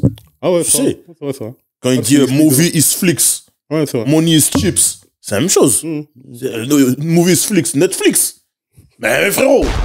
Netflix, ça veut dire qu'ils parlaient Ebonix. Ils ont utilisé ce bail-là parce qu'après, ils ont popularisé. Cars is whips. Ah ouais, whips. The whip. Ben oui. Oui. Whips. Voilà. Every day. Voilà. Mais au niveau prod, je trouve c'est un bon album new-yorkais, etc. Le problème, c'est que ça sort dans des moments où aussi il y a d'autres trucs. C'est ça. Ça aussi, c'est daté. Ça aussi, c'est daté. Frère, 2000, Jay-Z, il est déjà dans Dynasty. Tu vois. Il y a même volume 3 des deux frères. Rien que l'intro de Dynasty, tout ça. Frérot. Tu me dis, ça, c'est vraiment posthume. Tu vois? Les 2000, il y a Black Rob. Wow. Ouais. Tu nous dis ça. C'est pas pareil. C'est pas pareil. Les Platinum Plus, ça, c'est puissant, tout. Ça, c'est ce qu'il faut le rap. Mais c'est des B-sides. Ça colle pas. C'est des B-sides. Voilà, ça colle pas à l'époque. C'est-à-dire que je pense que lui, et malheureusement, je connais pas je sais pas ce qu'il aurait souhaité qu'il sorte réellement de son vivant. Mais on reste sur du rap de rappeur. Donc les autres, ils sont sur le rap pour le peuple, pour le public. Voilà. Pour les clubs. Anthèmes. Tu vois, les anthèmes. Ah, là, c'est l'époque où nous, on avait 20 ans. Donc nous, on allait en boîte. On va pas se mentir, on n'allait pas en boîte pour écouter Platinum Plus, tu vois. Voilà. Propre sur vous. Voilà. Bien habillé. Voilà. Bien parfumé. Contourisé. Il en restait encore un peu. Très important. Très important. Donc on était là. Les gars, on analyse j'ai une petite liste. Hein. ton outfit avant qu'on sorte. On va sur Paris. Tu vois, les gars, j'ai une petite liste des albums qui sortent en 2000 pour que vous puissiez vous situer. Quand Big L sort ça, CNN il sort The Reunion. Wu-Tang il sort The Dub. Ghostface il sort Supreme Clientèle. Lyricist Lounge 2 de Rocus. Marshall Mathers LP, Eminem. Etienne Icy, Prodigy. Les gars, Jay-Z truc, Ludacris Back for the First Time. Quand il y a tout ça, toi tu viens avec ça. Désolé de dire ça comme ça, mais c'est léger. Surtout que t'es pas là pour le défendre, on sait que c'est pas ton vrai truc. Ah, mais là, et les costumes, on boude un peu. T'as fait un geste là, non. T'as dit, toi, tu viens avec ça. Big L. Je respecte. Non, le geste, il m'a fait mal. Ok, le geste, il m'a fait mal. Il a fait comme ça. Toi, tu viens avec ça. Non, pas toi. Mais quand t'es Big L et que tu sors ça, en 2000, quand les mecs, ils sortent des trucs. Je vois. C'est pas comme ça. Clairement, moi, je pense que. Même De La Soul, ils sortent en 2000, l'album où là où il y a Redman, tout ça, là. Redman et Chaka Khan, cet album là où il y a ce morceau. MOP Warriors. Oui. Non, mais c'est vrai. Même là encore, c'est date. Snoop Dallas Mill. Ah non, c'est abusé. Exhibit Restless, là où il y a X. C'est-à-dire, eux tous, c'est ça qu'ils font. Dead Prez. Et c'est dans Let's Get Free, 2000. Ouais, non, c'est léger. C'est une période. Busta Rhymes, Anarchy. Anarchie, ouais. Oui. Tu peux pas. C'est trop léger. Moi, je pense vraiment que les mecs, Big L, il meurt tragiquement, etc., etc. Bon, on a des morceaux, on a des trucs. L'album était, vas-y, on a quelques morceaux, vas-y, venons, on essaie d'assembler un album. Tu vois ce que je veux dire? Ouais. C'est beau ce qu'il ait fait pour la famille, etc., etc. Enfin, j'espère que les ayants droit, ils ont. J'espère qu'ils ont pris ce qu'ils devaient prendre, ouais, c'est clair. Mais malheureusement, on n'aura jamais eu the projet de Big L, tu vois. Ouais. Peut-être qu'il serait arrivé après, peut-être que... Mais sur cet aperçu-là, le fait qu'il soit comparé déjà à tous les grands trucs, c'est dingue. C'est qu'il a marqué En fait, c'est le rappeur qui est respecté, mais sa discographie laisse à désirer, mais il y a toujours un petit goût d'inachevé. Bah, tu vois, ce que tu dis, c'est vrai, parce qu'il a sorti, il y a eu, enfin, pas lui, malheureusement, mais il y a eu des albums posthumes de Big L. En vrai, ça n'a pas tourné de fou. Non. Born Again de Biggie, on s'en rappelle tous. Voilà. Tout pas qu'on en parle même pas, tu vois. Oui. Et c'est vrai que Big L, depuis qu'il est décédé... Même le Big Pun. Big Pun. Ouais. Le Big Pun posthume aussi, il est fort. Incroyable, tu vois. Il y a que celui-ci pour Big L. Et même là, au moment où ça sort, c'est daté encore. Eh ben, tu vois, par exemple, on va faire un parallèle presque générationnel. Quand Big L, il sort, quand Big L, il meurt, après, il y a ça. Et il rentre dans la légende des gens qui connaissent cette culture, qui respectent cette culture. Notre frère Nipsey Hussle, quand il décède, ce qui arrive derrière, là, Victory Lap, c'est iconique. Ouais, c'était juste avant. Et alors, il est vivant quand ça sort. Alors, il est vivant quand ça sort. Pardon? Il est vivant quand ça sort. Voilà. Pour moi, Big L, ça restera, il est dans mon top 3 forever. Ah ouais. En MC, hein. En MC. Malheureusement, en projet. C'est ça.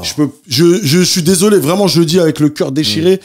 Je peux pas mettre The Big Picture dans mon top 10 des plus grands albums de l'histoire du rap. Oui. Je peux pas. Je comprends. Par contre, lui. Le rappeur, il m'a rendu fou.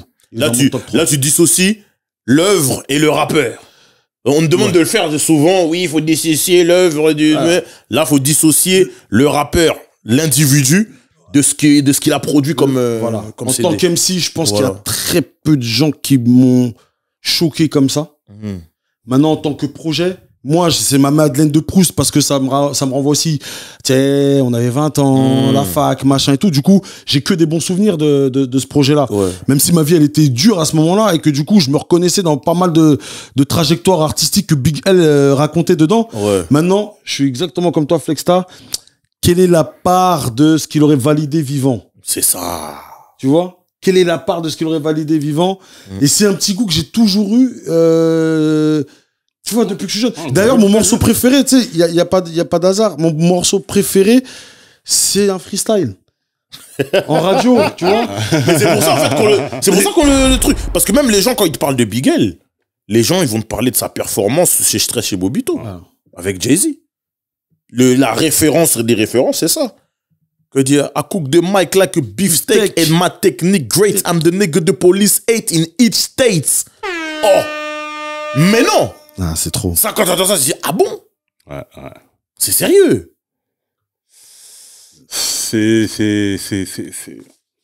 Mais ça restera un super MC. Qui en a inspiré plus d'un. Vraiment. Ouais, vraiment. Eminem, entre autres. Belle cover. Hein. Ouais. Je pense pas que c'est la cover qu'il aurait fait de son. Frérot, c'est une photo de groupe à la base. Ouais. C'est une photo, eux tous ils sont en noir. Ouais. Là, ils ont juste pris lui, ils l'ont mis comme ça. Et la cover là, c'est le mural. C'est le mural Harlem. C'est ça, ouais. Après, c'est vraiment.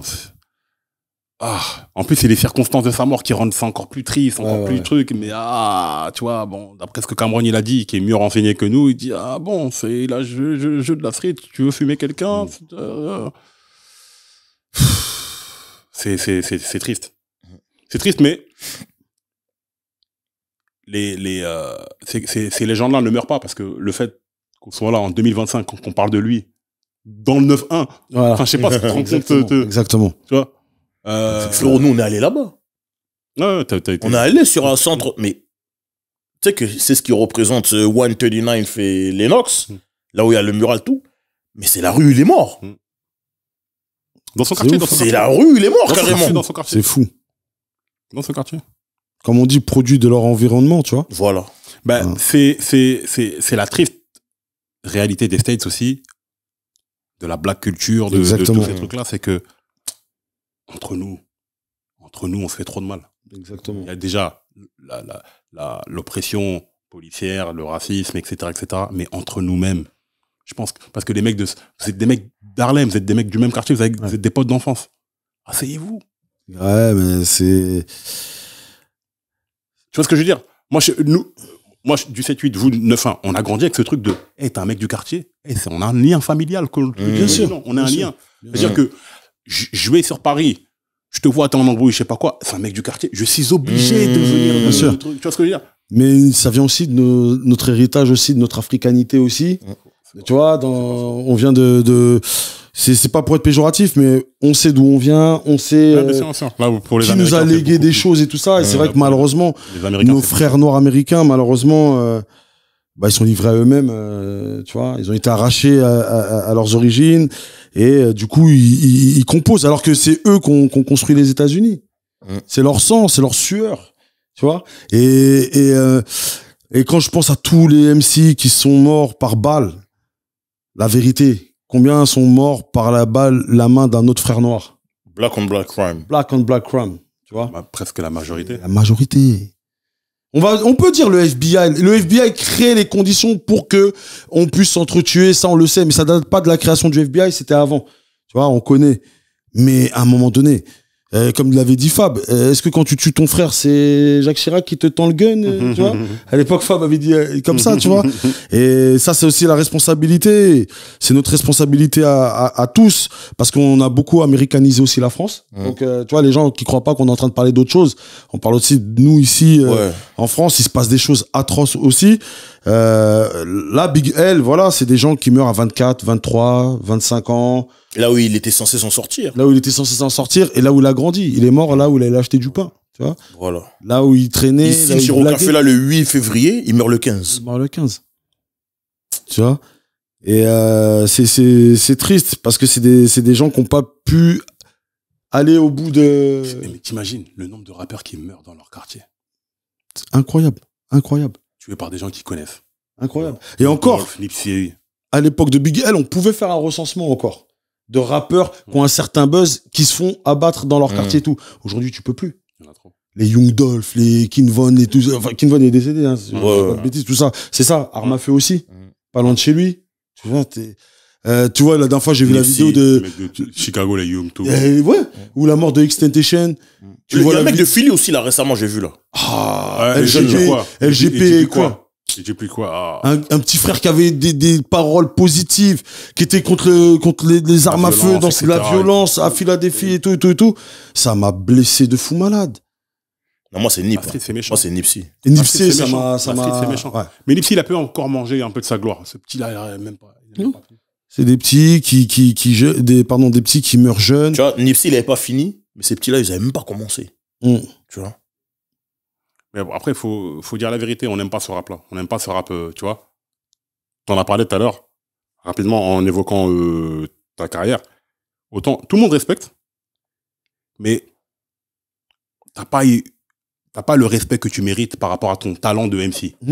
Parce que les mecs disent, oh, c'est un book positif, ah, relou. Tu vois ce que je veux dire? Rap la rue, là, vas-y, tu vois ce que je veux dire? Et c'est triste parce que, en tant qu'MC, en tant qu'homme, toi, tu veux dire certaines choses et tu veux être en accord avec les deux. Tu vois ce que je veux dire? Que l'homme et le MC, ils marchent dans les mêmes chaussures. Exactement. Et pas quand je suis un homme, je suis comme ça, j'ai le truc. Et quand je suis un MC, oh, je vends la drogue, la rue, les armes, le crime et que des choses négatives. Tu vois ce que je veux dire? C'est ça, c'est la complexité de l'être humain. C'est-à-dire que si tu viens avec des choses positives, ah, le gars... Et puis comme on a normalisé le fait qu'il y ait de la violence dans notre environnement, on va même croire que rendre les choses positives, c'est esquiver la violence. Comme si la violence, ça devait être notre état normal. Exactement. La violence n'est pas quelque chose de normal. Alors que, moi, c'est ce que je raconte souvent quand je parle avec des gens, mais la vie de quartier, là, c'est, autant il y a des trucs relous, etc., etc. Mais 80%, là, c'est de la rigolade, hein. On rigole, on se voit, on se truc. Moi, c'est les souvenirs que j'ai avec mes potes d'enfance. Pour aller dans le sens de ce que tu dis, Frangin, moi, les morts qui m'ont le plus choqué là où j'ai grandi, c'est pas les morts violentes. C'est les morts par maladie et tout ça. C'est les morts violentes. La plupart de nos gens, que Dieu ait leur âme, qui sont décédés de morts violentes, c'est souvent en parallèle de leur train de vie. C'est des choix. Il y a eu des choix, t'as choisi une telle voie, tu vas vers là. Attention, on te dit, si tu vas vers là-bas, voilà ce qui peut arriver. Et malheureusement, des fois, t'as appris pour un tel, pour un tel, pour un tel. Moi, ce qui m'a blessé dans la street, c'est quand tu perds des jeunes, des accidents. Le mec qui te souriait la veille. Ouais, demain ton clip. Vas-y, on se voit au clip demain. Je viens, je ramène du monde et tout.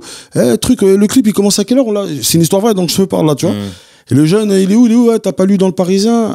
Accident de voiture, il est décédé. T'as plein d'histoires comme ça. Et à un moment donné, moi, je me suis mis, pour rejoindre ce que tu dis, Flexstar, moi, je me suis mis un peu en dehors de, entre guillemets, ce qu'on appelait le rap game. Quand j'ai vu que, t'as vu, en plus, il y a des gens, ils disent des trucs, je te jure que ça se trouve, dans la rue, on a fait pire.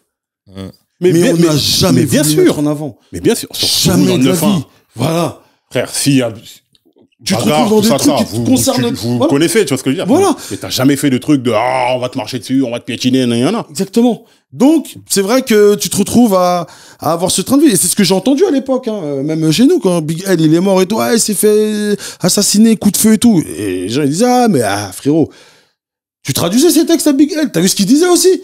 T'as vu ce qu'il disait dans ces textes? Frérot, il y a un moment donné aussi, ton gars, il allait trop loin. Et moi, j'écoutais pas Big L parce qu'il était arrogant. J'écoutais Big L parce qu'il était très fort, techniquement. Et tu vois, et j'écoutais en me disant, c'est un truc de fou.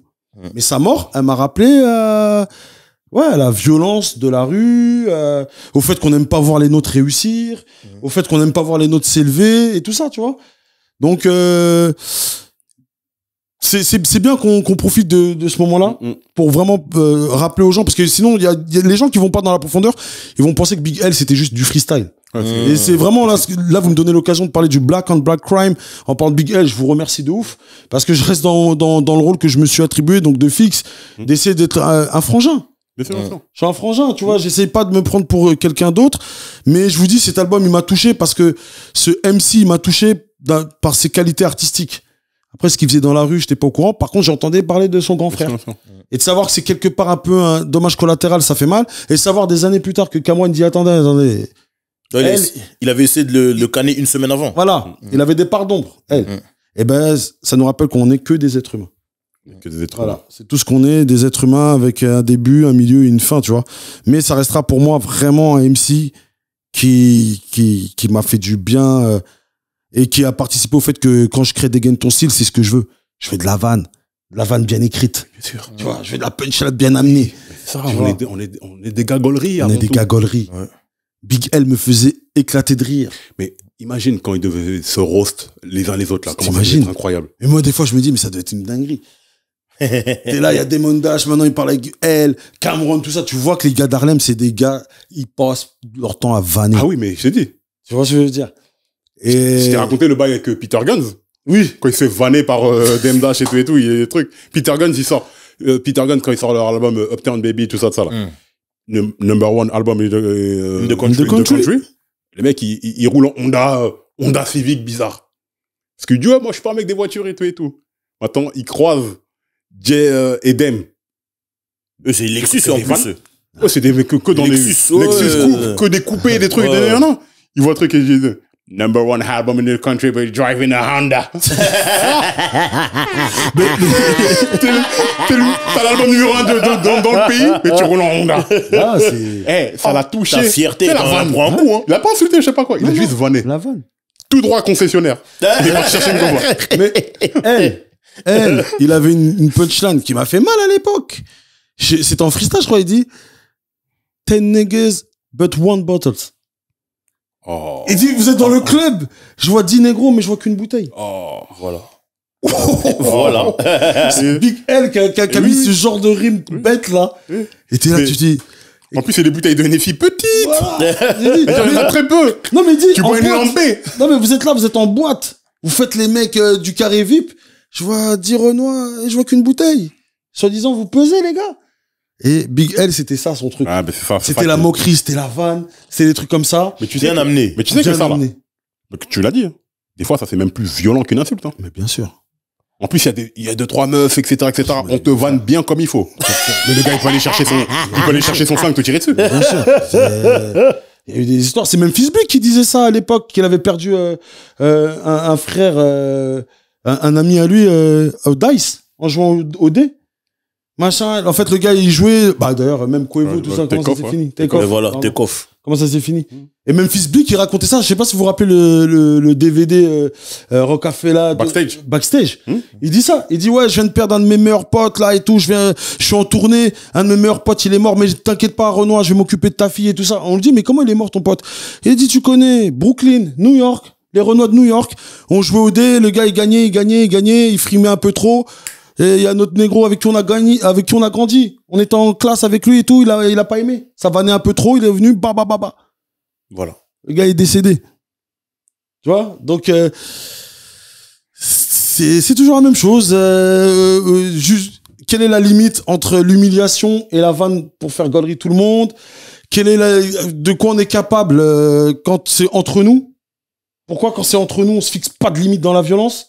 Alors que parfois, quand c'est avec d'autres, les gars, ils réfléchissent à 2 fois. C'est pas qu'ils ont peur. C'est qu'ils disent, ouais, mais l'autre, il représente la loi à mes yeux. Tu vois, je peux pas m'attaquer à tel... J'ai vu une sœur qui était sur Instagram qui a dit la dernière fois, combien de Renois ont eu des problèmes avec le Ku Klux Klan et les ont réglés? Par contre, combien de Renois sont capables de s'entretuer jour par jour? Tu vois ce que je veux dire? Et donc, c'est triste. Moi, il y a un gars que je suis sur YouTube, Hassan Campbell. Pareil, c'est le mec qui avait subi des attouchements par Africa Bambaataa. Oui. Donc, il s'est développé sur YouTube, etc., etc. Et il défend cette idée-là, de la rue, c'est pas bon. Occupez-vous de vos familles, de machin. Et il hold accountable tous les bugs, là. Tous les bugs qui vendent la rue, qui sont pas forcément de la rue. Il est sur les côtes de Jim Jones, de Maino, etc., etc. Parce que Jim Jones, attends. Toi, tu viens, t'as 50 piges, tu fais le lobby boys, etc., etc. Tu veux mettre nos enfants dans la street.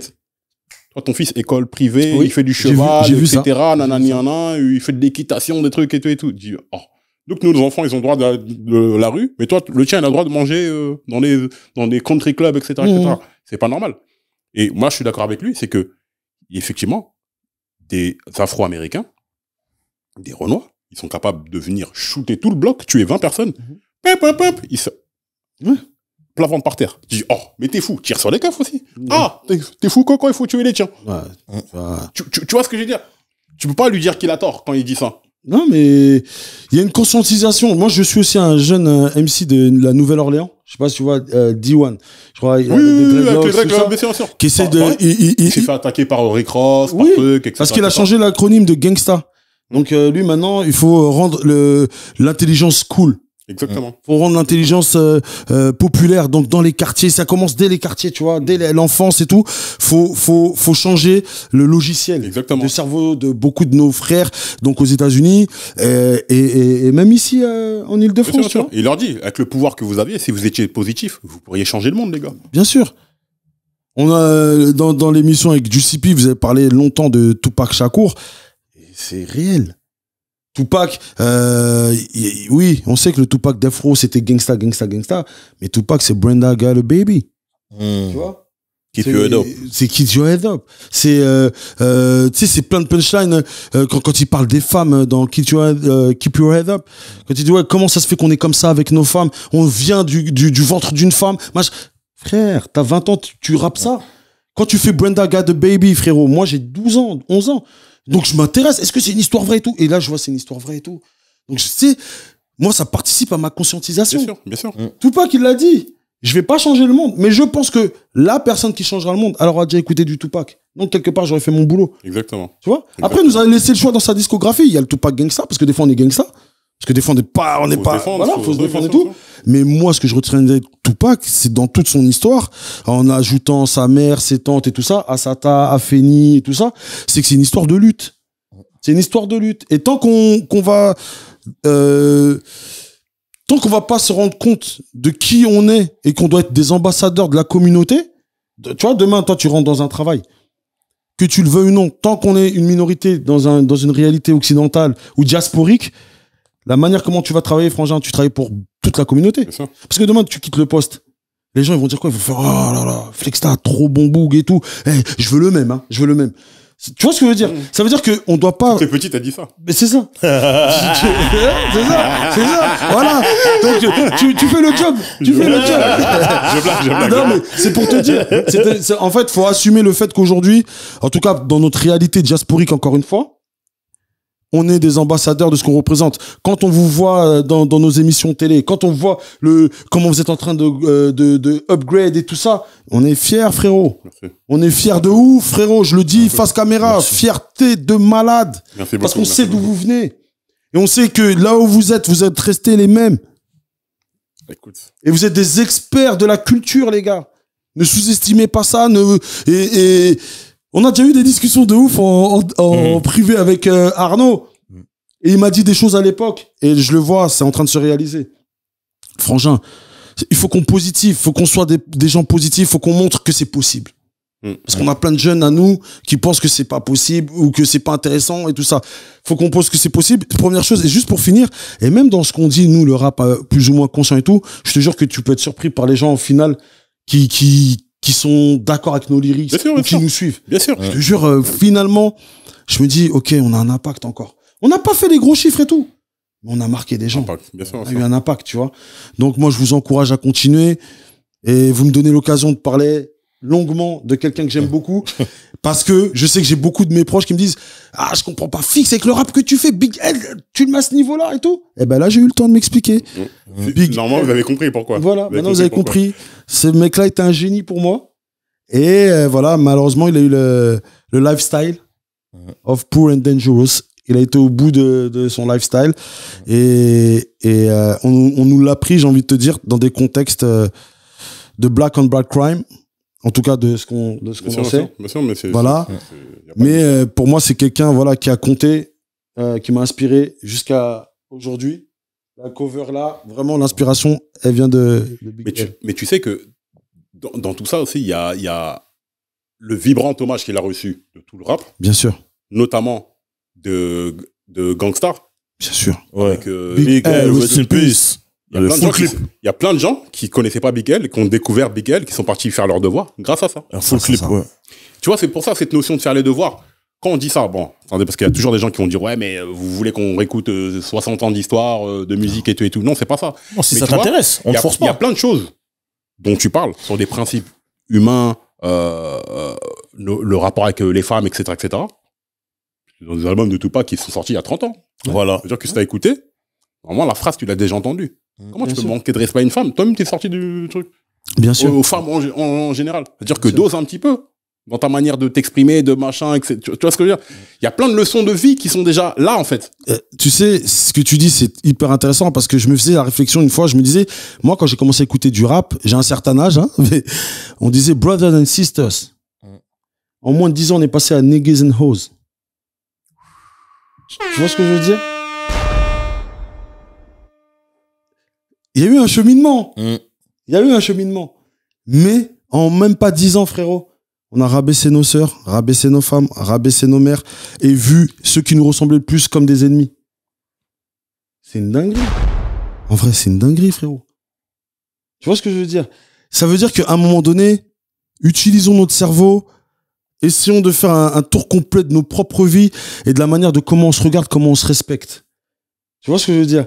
Et donc, moi, dans ma tête, je suis conscient que ça peut être pas contradictoire, mais presque paradoxal d'aimer autant Big L en ayant défendu les valeurs que moi j'essaie de prôner. Mais simplement, je me dis, comme pour Nipsey Hussle, comme pour Tupac Shakur, pour XXXTentacion, tous ces jeunes frères-là, je pense que quoi qu'il arrive, à la fin, ils méritaient pas de mourir dans les bras, dans les balles d'un autre frère. Voilà. Et je pense que c'est tous des gens qui avaient encore plein de choses à nous apporter, surtout pour nous, pour notre culture. Et que dans d'autres types de musique, les gens, ils meurent d'overdose. Ou les gens, ils meurent de vieillesse. Nous, on a quand même un taux de gens... Et ça raconte beaucoup de choses. La maladie de Big Pun. Tu vois, sur comment se nourrissent les gens dans les ghettos. Mais c'est là où Styles P, il est arrivé avec le truc LT is gangsta. Voilà. Il veut rendre la bonne nutrition cool. C'est ça qui est fort. Les juice bars, tout ça. Et tu vois, ce qui est fort, c'est que tous nos artistes, ils ont apporté quelque chose. Tous. De la mixtape à l'album, on a tous quelque chose à apprendre. De leur parcours, ou de leur manière d'avoir rappé, ou de leur manière de voir le monde. Tu vois ce que je veux dire? Ouais. Quand on voit des gens, comme on a vu dans des documentaires Netflix, tu vois, par exemple, ce qui s'est passé à Central Park et toutes ces choses-là et tout ça, nous, on sait qu'en tant que Renois, des fois, on se dit, mais j'aurais pu être ou de ce côté-là, ou presque millionnaire, ou machin. On sait que pour nous, c'est une option de vie. Il y en a d'autres, leur vie se passe de manière avec moins de questions à se poser, tu vois. Ils évoluent dans un cadre où il y a moins de questions à se poser. Donc, c'est vraiment pour ça que, pour moi, Big L, c'est un artiste que je répète encore, en tant qu'MC, pour moi, il est dans mon top 3. Après, en tant qu'artiste accompli, projet en entier, il l'est pas. Sincèrement, il l'est pas. Mais ça n'empêche que ça fait du bien de savoir que pendant 1h30 et tout, on a pu rendre hommage à son œuvre artistique. Mais d'ailleurs, ton top 3, c'est qui les deux autres? Mon top 3 de la MC de MC. De Harlem de MC en général, parce que t'as dit dans ton top 3 artistes. Bon, c'est reparti pour 1h30. Je vais t'en donner 5. Je vais vous le dire. Les gars, s'il vous plaît, dans le désordre. L'ordre, il faut pas... C'est ce qui me vient en tête. Nas Escobar. Big L. T'as bien précisé. Nas Escobar. Nas Escobar. Nas. Biggie. Big L. Tupac. Et une de mes inspirations de fou malade, qui est pas assez nommée, je trouve, Black Thought de The Roots. Oui. Tu vois. C'est ton top à toi. C'est pas les meilleurs des... Non, c'est ton top à toi. Ça, c'est mon top à moi. Après, si tu l'élargis,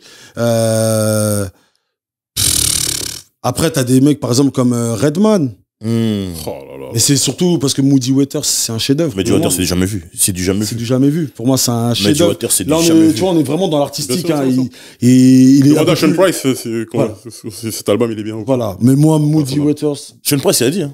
Sean Price, il a dit son album préféré. Il a dit c'est son album préféré. Ever. Ils ont dit, ouais, est-ce que tu peux truc? Il a dit, non, c'est mon album préféré.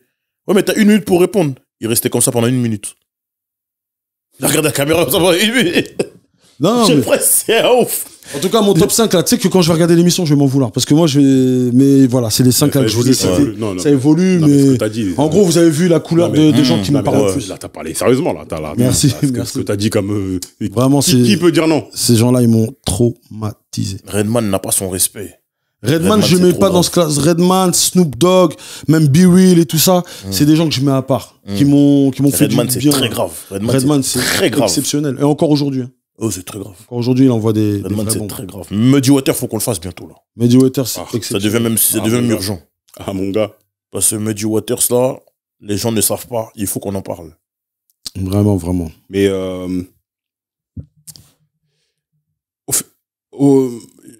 alors, Eminem, il dit que c'est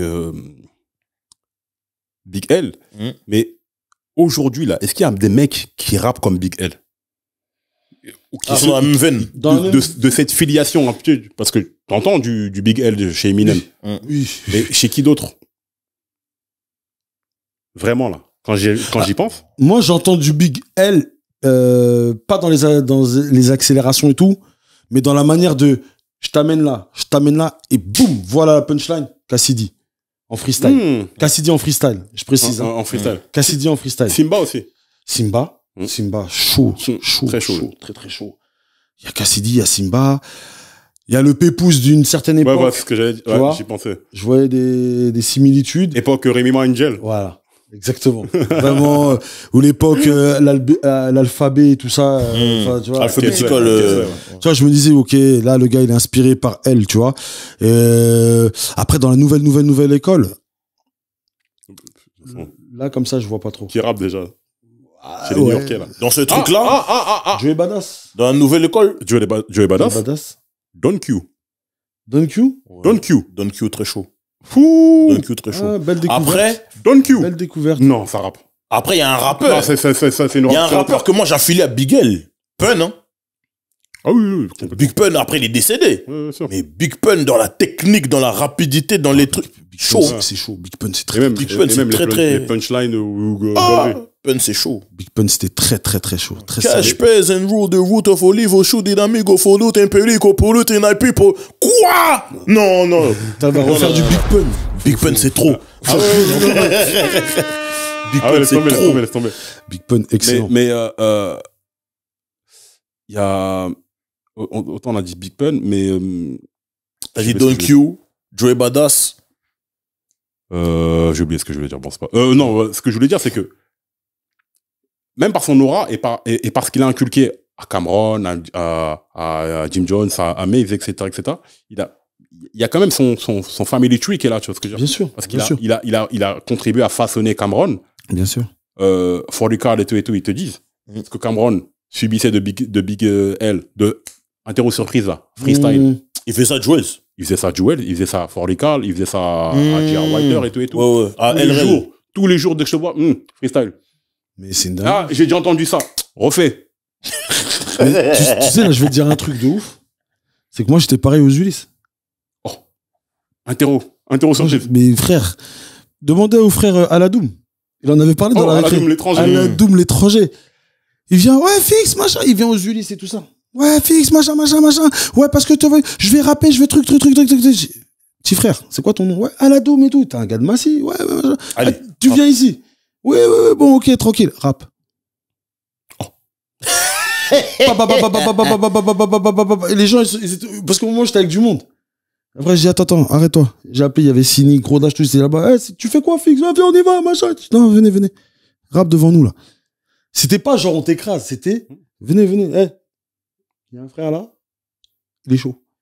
Et moi, j'étais comme ça. Les gens venaient me voir, ouais, fixe, man. Et c'est comme ça aussi qui a participé à ce truc de Degen Tossil plus tard et tout. C'était ce truc de compétition. Ce truc de, ouais, moi, je suis chaud. Faut être prêt. T'es chaud dans ta chambre, frérot. Là, on est dehors. Rap. Moi-même, je te parle, je rappais à peine, hein. Je faisais beaucoup d'improvisation. Mais parce que je retenais pas mes textes et tout. Mais frérot, c'était la compétition. Et quand j'écoutais Big L, je me sentais dans ce truc de... On a un petit bout d'Harlem, là, dans notre terreau, là. On a un petit bout de compétition. Et après, des fois, je prenais les CD et tout, je faisais... Tiens, écoute. Ah, mais c'est chaud. Et là, il dit quoi? Ouais, là, il a fait... Mais c'est quoi cette punchline de fou? Là, il a dit ça, tu vois? Et c'était toujours dans ce truc de... Venons, on va de l'avant. Venons, travailler notre art. Voilà là où Big L, il m'a réellement inspiré. C'est dans venez, on travaille. Venons, on arrête de dire ouais, moi je rappe, moi je fais ci.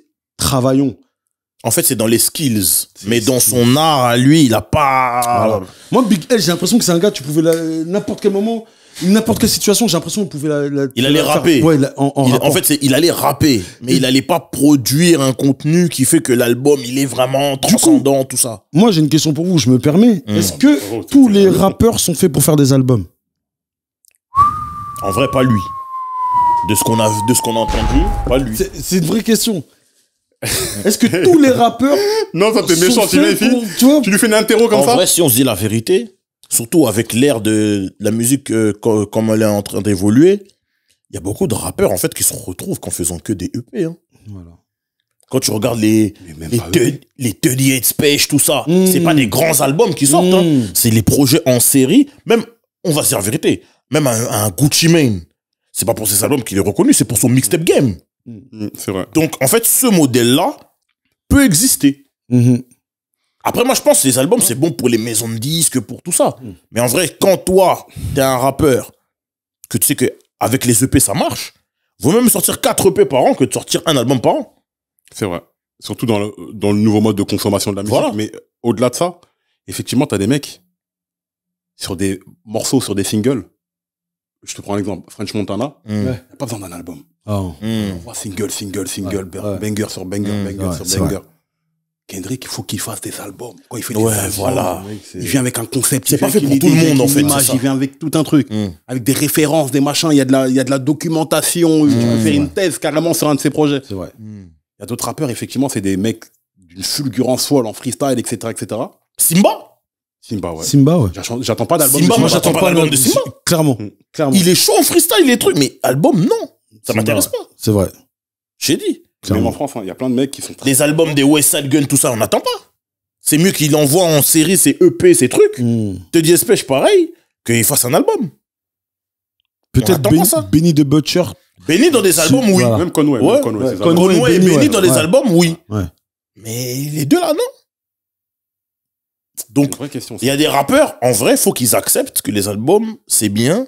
Mais si t'es chaud dans des EP, on rentre dans cette ligne-là. Je suis C'est d'accord. Je suis d'accord. Bon, pour le coup, on fait des albums, mais il y a des gens, faut plus qu'ils fassent d'albums pour moi. Oh. Ça y est, c'est fini. Jadakis fait plus d'albums. Après, lui Plus d'albums. Album. il sait faire des albums. C'est ça le Il est truc. chaud. Après, en Il est fait, très chaud. le problème, Mais regarde. sur ces albums, il y a toujours un truc. Le problème de Jadakis, c'est, comme tu l'as des dit, longueurs. c'est les attentes. C'est-à-dire qu'il va faire un bon album, mais toi, t'es pas un mec dont on attend un bon album, t'es un mec dont on attend un classique.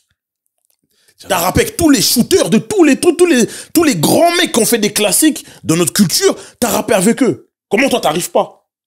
C'est ça que les gens lui reprochent, en vérité. C'est dur de faire un album. C'est pas toi C'est qui vas vrai. l'expliquer. C'est vrai. C'est dur. Tu sais, les gens, ils me demandent, ouais, t'as mis tant d'années pour faire l'album, machin et tout. Je dis, mais parce qu'un album, frérot, c'est Mais bien sûr. C'est une ligne comme directrice. un tableau. C'est un puzzle. Ouais, c'est un puzzle. Faut que les couleurs s'accordent, faut que les trucs et tout, tu vois. Et je suis complètement d'accord parce que pour moi, Kendrick, en album, sur les 10-15 dernières années, pour moi, il est quasiment intestable. En album.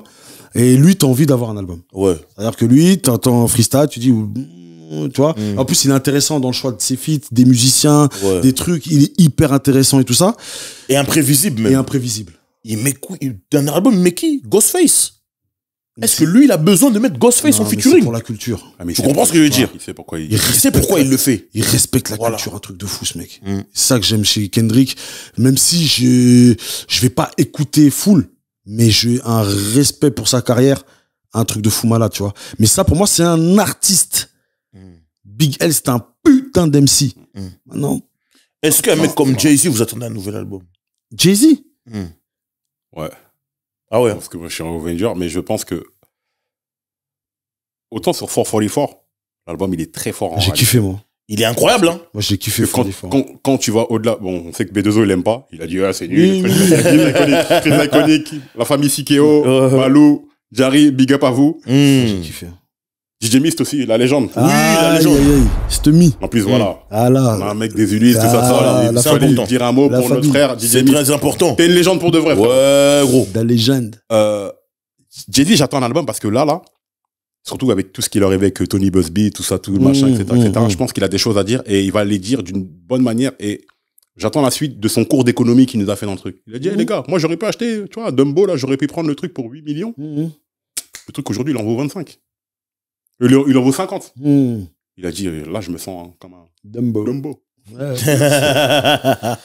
Et l'argent, c'est pas fait pour faire ça. L'argent, tu le places, il y en a un truc, tu fais un trust, tous les Rockefeller et tout, ils sont devenus des trusts. C'est-à-dire que trust, là, il y a un book de quelqu'un de la famille qui meurt, là, c'est couvert déjà. Ouais, même. encadré. Tu vois ce que je veux dire? Il dit des choses. OJ, I'm not black, I'm OJ. Tous les gens qui disent, dès qu'ils réussissent, ah non, moi je suis pas Ronald. Mais si. T'es avec nous. Ben oui. T'as pas le choix. Regarde ce qu'ils vont te faire quand tu seras au top, là. Ben, regarde ce qu'ils essaient de lui faire à Jay-Z aussi avec la meuf. Shannon Sharp qui était au top du top. Shannon Sharp, j'ai vu aussi. Regarde, voilà. Puff Néa, hop, Cosby, hop. Wesley Theories. C'est Kendrick qui avait raison. Non, des choses à raconter. Même après 35, pour le coup. Ouais, même après 35. Peu importe ton âge. Après, le truc, il faut que les gens comprennent, c'est pas défendre les Renois juste parce qu'ils sont Renois. Non, c'est pas ça. Il y a aussi, tu vois, d'un point de vue moral et tout ça. Mais moi, je sais que, par exemple, 44 de Jay-Z, il est sorti à un âge que j'avais, en maturité. C'est comme People Butterfly, là. C'est sorti, c'est la musique que moi, je voulais écouter à l'âge que j'avais à ce moment-là. Ouais, voilà. Tu vois ce que je veux dire? C'est ça. Ça correspond au temps que tu es en train de vivre. Le temps que je suis en train de vivre. T'as la maturité nécessaire pour comprendre ces concepts-là. Quand ils parlent des enfants, tu sais que les enfants, c'est quelque chose de sacré, de machin. On va les taper dans du Nina Simone en termes de toi. L'autre, il a invité Robert Glasper tu vois, donc ça me parle. C'est-à-dire que et c'est aussi une manière de dire que le rap n'est pas fait que pour les enfants ou les jeunes. Et le pire, c'est que moi, j'aime dire ça. Un mec comme Jay-Z, il va venir avec un album de rap. Oui. Il va rapper. Il va pas faire un queutru mixé, mélangé. Il va rapper. Il y aura des punchlines. Il y aura des trucs. Ce sera du rap. Donc, je pense qu'on va même bientôt lancer, si vous voulez, qu'on vous le dise quand ou comment que vous voulez qu'on fasse ça, faut qu'on fasse la revue d'album de Fofo Diffor, je pense. Parce que je crois qu'il a eu des mauvaises critiques. Non, mais nous, on va réhabiliter. Nous, on est des réhabilitateurs. Hein? On réhabilite les gens. Moi, et on réhabilite les œuvres. Moi, je sais pas pour toi. Hein. Si tu parles pas anglais, viens pas parler album avec moi. Je vois ce que tu veux dire. Si tu comprends parce que c'est quand même la substance du bail. Il y a de la substance, il y a des choses à capter. T'as vu dans Family Feud, quand je vous dis ce morceau-là, il m'a touché. Parce qu'il parle des problèmes de famille et en fait, à la fin des fins, il t'explique, il te dit, mais Family Feud, lorsque tu es en embrouille avec un membre de ta famille, personne n'y gagne. Il dit un vrai truc. Tu vois, le message, il est bon et tout, mais dedans, il va rapper. À un moment, il dit quoi? I cook up more chicken when the kitchen close. Si je vous explique, il t'explique que j'ai cuisiné plus de poulet lorsque la cuisine est fermée. Chicken, c'est un slang pour décrire les kilos de cocaïne. Quand tu liquides des kilos, qu'est-ce que ça fait? Ça te rapporte de l'argent. Mais maintenant, la kitchen, c'est le four. Ouais. Il t'explique qu'il a fait plus d'argent depuis qu'il ne travaille plus dans le four. C'est un peu un big up à la punchline de Est-ce que t'as compris? Reasonable Doubt. T'as compris? En 96, qui dit, ouais, j'ai même pas encore fini de dépenser l'argent de 88. Voilà. Ouais. I cook up more chicken when the kitchen close. Il dit ça dans Family Feud. Les gars, si vous voulez qu'on vous fasse, on va vous faire. On veut vous entendre seulement dans les commentaires. En même temps, les gars, là, on a fait le tour de la question, je pense. Yes. C'est le temps du tiercé quinté de cet album. 3 à 5 morceaux, selon vous. Si vous deviez en prendre 3, 4, 5, ce serait lesquels? Bah, moi, ça serait 98 freestyle. The Enemies avec Fat Joe. Flamboyant. Ouais. Hold It Down, fait par Pete Rock. Ouais. Et comme tu disais, pour ceux qui comprennent bien l'anglais un peu, Casualty of a Dice Game. Le storytelling de fou, qui raconte sur une partie de D qui dérape. Exactement, bah c'est ce que tu as évoqué tout à l'heure. On disait tout à l'heure par rapport à l'anecdote de Memphis Bleak. Et je suis d'accord avec un de vous deux qui a dit que Big Picture, l'intro, elle est iconique. Iconique. L'intro. Voilà, pour moi, c'est vraiment les morceaux qui sortent du lot. Voilà. Pour toi. Platinum Plus, parce que voilà, je vous ai expliqué Platinum Plus. The Enemy, moi, pour moi, c'est un morceau du DITC, donc je le laisse dans le DITC. Oh, il est dedans. Non, mais il est dans l'album. Lui, il est comme ça, lui. Il est dans l'album. Pour moi, c'est pas. Mais non, en fait, il est dans l'album. On fait 50 Cent, on lui dit, il est dans You l'album. Not Like Me. Oh non, c'était dans le CD. Mais il est dans l'album, là. C'est dans l'album. C'est dans l'album de Digging in the Grace de DITC. Je suis désolé. C'est pas moi qui ai voulu. C'est eux qui ont fait ça. Mais il est aussi là. Oui, mais marketing. Il y a des gens qui l'ont connu parce qu'ils l'ont entendu ici. Ça me permet de le citer dans l'autre projet, pas dans celui-là. Parce que sinon, je suis dans 2 projets différents, ces trucs. Flamboyant. Mais c'est toi qui complique. Flamboyant. Flamboyant, baby. T'as cité combien? 3 là? J'en ai cité 2. Ebonix. Ebonix aussi. Ebonix. Slang. Ouais. Ok. Moi, l'intro, Big Picture, The Enemy, Platinum Plus. Why do I end up with so much? Platinum Plus, c'est très grave. Ouais. Tiercé, concis. Ça sert à rien d'aller de prendre plus. D'aller plus loin. Le Boug Arnaud a fait un tiercé aujourd'hui. Vraiment, faut jouer au loto. Comme je t'ai dit, faut jouer au loto. C'est comme je t'ai dit, c'est l'artiste très fort, mais dans les projets, c'est pas si consistant qu'on peut. Il y en a que deux. Il y en a que deux. C'est ça le problème. Il y en a que deux et c'est par rapport au moment où ça sort, c'est daté. C'est ça que moi j'ai un problème avec ça, moi. The Tree Borough, c'est pas mal aussi avec aussi Fat Joe et Remy Martin. Oui, c'était pas mal. C'est pas une dédicace à DITC. Le Bronx, Brooklyn et Harlem. Après, Games avec Salad X et Guru aussi. Tu vois cette filiation aussi, parce que au niveau des feats, c'est quand même sérieux. Bon, t'as Tupac, bon, truc. Fat Joe, Kool G Rap, Big Daddy Kane, Stan Spitz. C'est un mec d'Harlem, lui, Stan Spitz. Ouais, ben c'est le mec de Wolfpack. Wolfpack, le fameux dernier. Ok, c'est vrai. Dans Wolfpack, il y a Big L, McGruff, Stan Spitz et C-Town. C-Town. My nigga C-Town. C-Town. On en a pas parlé pendant 2 heures, mec. Il le dédicace souvent. My nigga C-Town. Écoute, je pense qu'on a bien traité de l'album Big L, Big Picture. Vraiment, Fix. Encore une fois, merci infiniment pour ta contribution. Merci pour le love que tu nous donnes. Merci pour les conversations officielles, non officielles. Merci pour tout. Bon courage pour ton projet. Merci. Kitenge, vraiment. Disponible. C'est important. Merci à vous, les gars. Voilà. Fou malade. Merci. Le CD, le vinyle sur les plateformes Kitenge, c'est disponible. C'est sorti. C'est là. Et dedans, il y a un featuring avec Groupe Home. Hein. Vous avez entendu? Groupe Home de New York, Brooklyn. Groupe Home, ils sont dans l'album. C'est sérieux. toujours disponible aussi l'album de Templar. Oui, l'album de Templar, Clan des Loges, avec un morceau iconique avec Che Noir. Et. T'as vu? mais c'est utile. Comment vous dites? Moi, tu sais que moi, les gens me prennent pour un fou. J'ai fait une conversation avec des mecs. Je leur dis, mais t'as vu, moi? Nous, dans le 9-1, de toute façon, on est trop trucs. Les mecs du Wu-Tang, ils venaient dans le 9-1 quand j'étais petit. T'abuses là. Je dis, il te voit un menteur. Spectadec, il était venu faire un clip aux Ulysses. Et Rhino, morceau de fou malade. Spectadec, il était venu faire un clip aux Ulysses. Et il faut checker ça, c'était dans Hors Série 2. Inspectadec, Rhino, PKR au refrain et mon book General Fous, big up à lui. Incroyable. Sur une clip aux Ulysses, voilà. On n'avait pas pu clipper. Mais il est venu. Mais il est venu. C'était un vrai check. Hein. Ils sont vraiment est venu aux Ulysses. Et quand il a fait le Cabaret Sauvage Sold Out, il a invité Rhino à faire le morceau en live. Des grandes dédicaces Ultimatum, des gens du 9-1, ils étaient là, mais depuis... Et les gens, ils croyaient qu'on allait tous arriver. R2, l'arrivée, c'était le feu. C'était à l'époque, hein. On parle d'Inspectadec en 2004. Inspectadec. En 2004, c'est... Quand ils sortent son album The Movement, là. Exactement. Ouais. Non, oui. Et donc là, on a pu avoir Groupe Home sur celui-là. Che Noir avec Templar sur Clan des Loges. Et sur le prochain Templar, je peux pas vous dire, mais le feat, il est déjà prêt. Quelqu'un de très chaud. Mais sinon, il y a aussi des Français. Il y a Rossé, JP Manova, il y a Missa, le rappeur de Metz, le grand lyriciste. Il y a Sheldon de la 75e session. Il y a des grands beatmakers, El Gaoli. C'est une coproduction avec Krone. Donc, tu vois, on reste dans le milieu DJ, Digger, tout ça. Et grâce à Dieu, les vinyles, ça part bien. Les CD aussi. Rodache aussi, il est là. Rodache des halls, bien sûr. Et par contre, le volume 3, pour l'instant, il n'est pas sur les plateformes pour inciter à l'achat en physique. Voilà. Mais le volume 1 et 2 sont sur les plateformes. Kitenge. Voilà. Merci. Maintenant, vous savez. Bref, nous, on a des Inspectadec qui venaient, des Rick One qui ont fait des feats avec Colkin, qui sont venus faire des concerts à Ris-Orangis. C'est vrai. C'est sérieux. C'est vrai. Donc, non, on est dans ça.